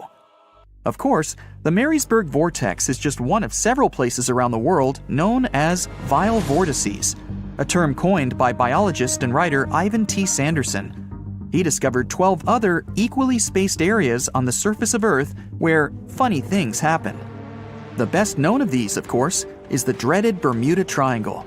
Situated in the Atlantic Ocean between Bermuda, Florida, and Puerto Rico, it has been blamed for the disappearance of thousands of people. They went in, on boats or in planes, but they never came out. Even the explorer Christopher Columbus experienced the mystery of the Bermuda Triangle during his first voyage to America in 1492. He said the compasses pointed in the wrong direction, the sea levels seemed to change dramatically, and he even spotted strange lights in the sky.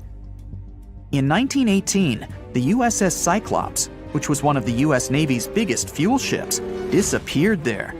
Since the 309 crew members were declared lost at sea when the Cyclops vanished, it's seen as the largest loss of life in the history of the US Navy in a single incident. At the time, the weather was good. The one message sent that day from the ship indicated no issues or concerns, and a distress signal was never sent. A thorough naval investigation followed. Its conclusion? Many theories have been advanced, but none that satisfactorily accounts for the ship's disappearance. In other words, the investigators were stumped. There's also the Dragon's Triangle, located in the Pacific Ocean. The most disturbing story involves a group of Japanese vessels that disappeared in the 1950s. When researchers were sent to investigate what happened, they too disappeared. In each case, it's impossible to truly know what occurred, and it's easy to get caught up in stories of giant sea monsters lurking beneath the waves. Who doesn't like a good scare? And Sanderson was willing to accept the possibility of such stories being true. He believed the vile vortices that he studied could be explained by anything from a wrinkle in the space-time continuum to magnetic abnormalities to underwater people. Of course, Sanderson was not only a huge fan of strange places, he also wrote about strange creatures like Bigfoot and the Loch Ness Monster. His skills as an impartial scientist are questionable, though. In 1948, he claimed that some 3-toed footprints found at Clearwater Beach in Florida were proof of 15-foot-tall penguins, arguing that they were impossible to fake. In 1988, Tony Singerini revealed that he and his friend, attaching some cast-iron feet to his high-top sneakers, were behind the giant penguin hoax. So maybe Sanderson isn't the most reliable source after all, but there are also some very compelling and wholly natural explanations. Let's look specifically at the Marysburg Vortex. It's entirely possible that ships like the Bavaria and the Picton were done in by a mix of bad luck and bad weather. Unsettled weather is certainly not uncommon on Lake Ontario, and flash storms on the open water can prove dangerous to the most skilled sailor. And even today, with advances in weather forecasting, we get it wrong all the time. Back then, there was no way to predict that a storm was just around the corner. And the weather was just one issue. Historian Mark Seguin said that the area was always known to be dangerous, as the lakebed quickly becomes shallow along the eastern shore. There are also small rocky islands and shoals scattered throughout the area, making sailing a risky venture, especially for larger vessels or those weighed down by heavy cargo. By the mid-20th century, modern weather forecasting and improved shipbuilding alleviated most of the hazards of the Great Lakes shipping, resulting in fewer losses. The last major shipwreck in any of the Great Lakes was that of the SS Edmund Fitzgerald, which sank off the coast of Lake Superior in 1975, with 29 crew members going down with it. It seems the vortex is no match for human progress. And as for lights or images in the sky, in most cases, it's the result of an interesting phenomenon called thermal or temperature inversion. When this happens, a layer of warm air becomes trapped under cold air. This can result in mirages or reflections. So, a light on the ground that is miles away can be reflected in the sky, giving the impression of a flying object. Other parts of the mystery may be solved with a little time. Lake Ontario's freshwater and frigid temperatures help preserve the ships and planes that came to rest there. As divers and researchers continue to explore the area, maybe we'll finally learn the fate of the Bavaria, the Picton, Captain Sidley, and his son. They say nothing is ever lost, and it's true. Let's discover ships frozen in time. The first one is truly fascinating. Here, the Antikythera shipwreck. It's a Greek trading ship from the 1st century BCE. It's located on the east side of the Greek island of Antikythera and at the merging point of the Aegean and Mediterranean seas. Around 2,000 years later, in 1900, a group of Greek sponge divers discovered the wreck. They were going to Tunisia, yet they were forced to find shelter from a storm on a nearby island. Since they couldn't go anywhere due to the storm, they decided to look for sponges until the weather got calmer. One of the divers discovered the shipwreck at depths of around 130 feet. Imagine someone going for a sponge hunt, but getting out to the surface with archaeological treasures. The captain of the sponge boat talked to the Greek officials about what they had found. The officials sent 2 ships to the wreckage. The salvage operation was successful, and discoveries are now in Greece's National Archaeological Museum in Athens. The findings included 3 life-sized marble horses, jewelry, coins, and hundreds of works of art, including a 7-foot-tall Colossus statue of Hercules. Among these treasures, Antikythera ephebe, a bronze statue of a young man, caught more attention. Because the ephebe doesn't comply with any familiar iconographic model, and there are no known copies of his type, he held a spherical object in his hand. Scholars have different theories of who that person could be, but they are not in a consensus yet. More than 70 years later, Jacques-Yves Cousteau and his team went to the area and recovered hundreds more artifacts and the remains of 4 people. Interestingly, they discovered a complex set of interlocking gears, capable of predicting the movement of the sun, moon, and several planets. The mechanism can also show the times of solar and lunar eclipses years into the future. Think of this Antikythera mechanism as an early computer calendar, to plan significant events like agricultural activities, religious rituals, and Olympic Games. These artifacts found in the Antikythera wreckage are some of the most important findings in modern archaeology. Just the Antikythera mechanism itself has changed our perception of the limits of ancient technology. The mechanism has a sophisticated design and was made over 1,000 years ago. After all these amazing discoveries, experts believe that the wreckage site has remained largely unexplored and is mostly because of its location and the landscape of the seafloor on which the ship rests. The wreck is too deep for scuba divers but too shallow to use something like a submersible. A survey made on the seafloor in 2012 showed evidence of a second wreck about 800 feet to the south. It's clear that this area has a lot to offer humanity. What would happen if those sponge hunters didn't go to the area? Scientists found a shipwreck in Antarctica at the bottom of the Weddell Sea 107 years after it sank. The name of the ship was Endurance, and it was the lost vessel of Antarctic explorer Sir Ernest Shackleton. Scientists who laid eyes on it decades later say it is among the greatest undiscovered shipwrecks ever. That is why they filmed the whole discovery. The video shows the remains of the Endurance and proves it is still in remarkable condition. It has been sitting in 10,000 feet of water for over a century, yet it looks like it sank very recently. So the story goes like this. The ship was crushed by ice and sank in 1915. Shackleton and his crewmates had to escape by themselves in small lifeboats. From then on, it was all about survival. Shackleton imagined to get his crew to safety. Then, the ship sank. Yes, this is a pretty impressive story. But why did scientists prize this ship? Firstly, Shackleton's Imperial Trans-Antarctic Expedition sailed to make the first land crossing of Antarctica. Yes, the crew was trapped in ice, but the intention was important. Secondly, it's about the challenge itself of finding the shipwreck. The Weddell Sea is almost always covered in thick sea ice. The same ice that made the Endurance sink. Getting near the presumed sinking location is super hard, let alone being able to conduct research. Experts of the modern expedition team foresaw the time when the lowest extent of Antarctic sea ice would come using satellite images. They realized that the weather was in their favor to start an expedition. Dr. John Shears said that they have successfully completed the world's most difficult shipwreck search, fighting against constantly shifting sea ice blizzards, and temperatures decreasing to negative 0.4 degrees Fahrenheit. Yeesh, I can't imagine the worst conditions in Antarctica if these conditions are in their favor. Lastly, look at this. It's timbers. They're very much intact. Plus, you can read the ship's name. It's still visible. Marine archaeologist Menson Bound says that this is the finest wooden shipwreck he has ever discovered. He has 50 years of career experience, so I believe the guy. So how come the wood is not rotten? Dr. Michelle Taylor, a deep-sea polar biologist, said that there has been little wood deterioration because the wood-munching animals are not in this forest-free region of Antarctica.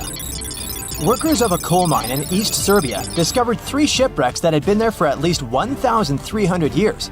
The largest shipwreck is an ancient Roman fleet. It's around 50 feet long with a flat bottom. It's estimated that the ship could carry a crew of 30 to 35 people. Looking at its hull, you can see the marks of repairs. Wow, this one had a lengthy career. You know, it gives us insight into more than 1,000 years ago. The 2 smaller vessels, on the other hand, match descriptions of boats used by Slavic groups to attack the Roman frontier. These 2 have been discovered under mud and clay in an ancient riverbed. Apparently, in those times, there was a Roman base in a place called Viminacium City. Interestingly, Viminacium was a provincial capital with an estimated 40,000 inhabitants in the 4th century CE. For comparison, it was even larger than Pompeii. The Kostelach coal mine is a center of hidden gems. Archaeologists had found evidence of ancient human and animal activity here before. For instance, in 2012, experts found bones of at least 5 woolly mammoths, which went extinct about 10,000 years ago.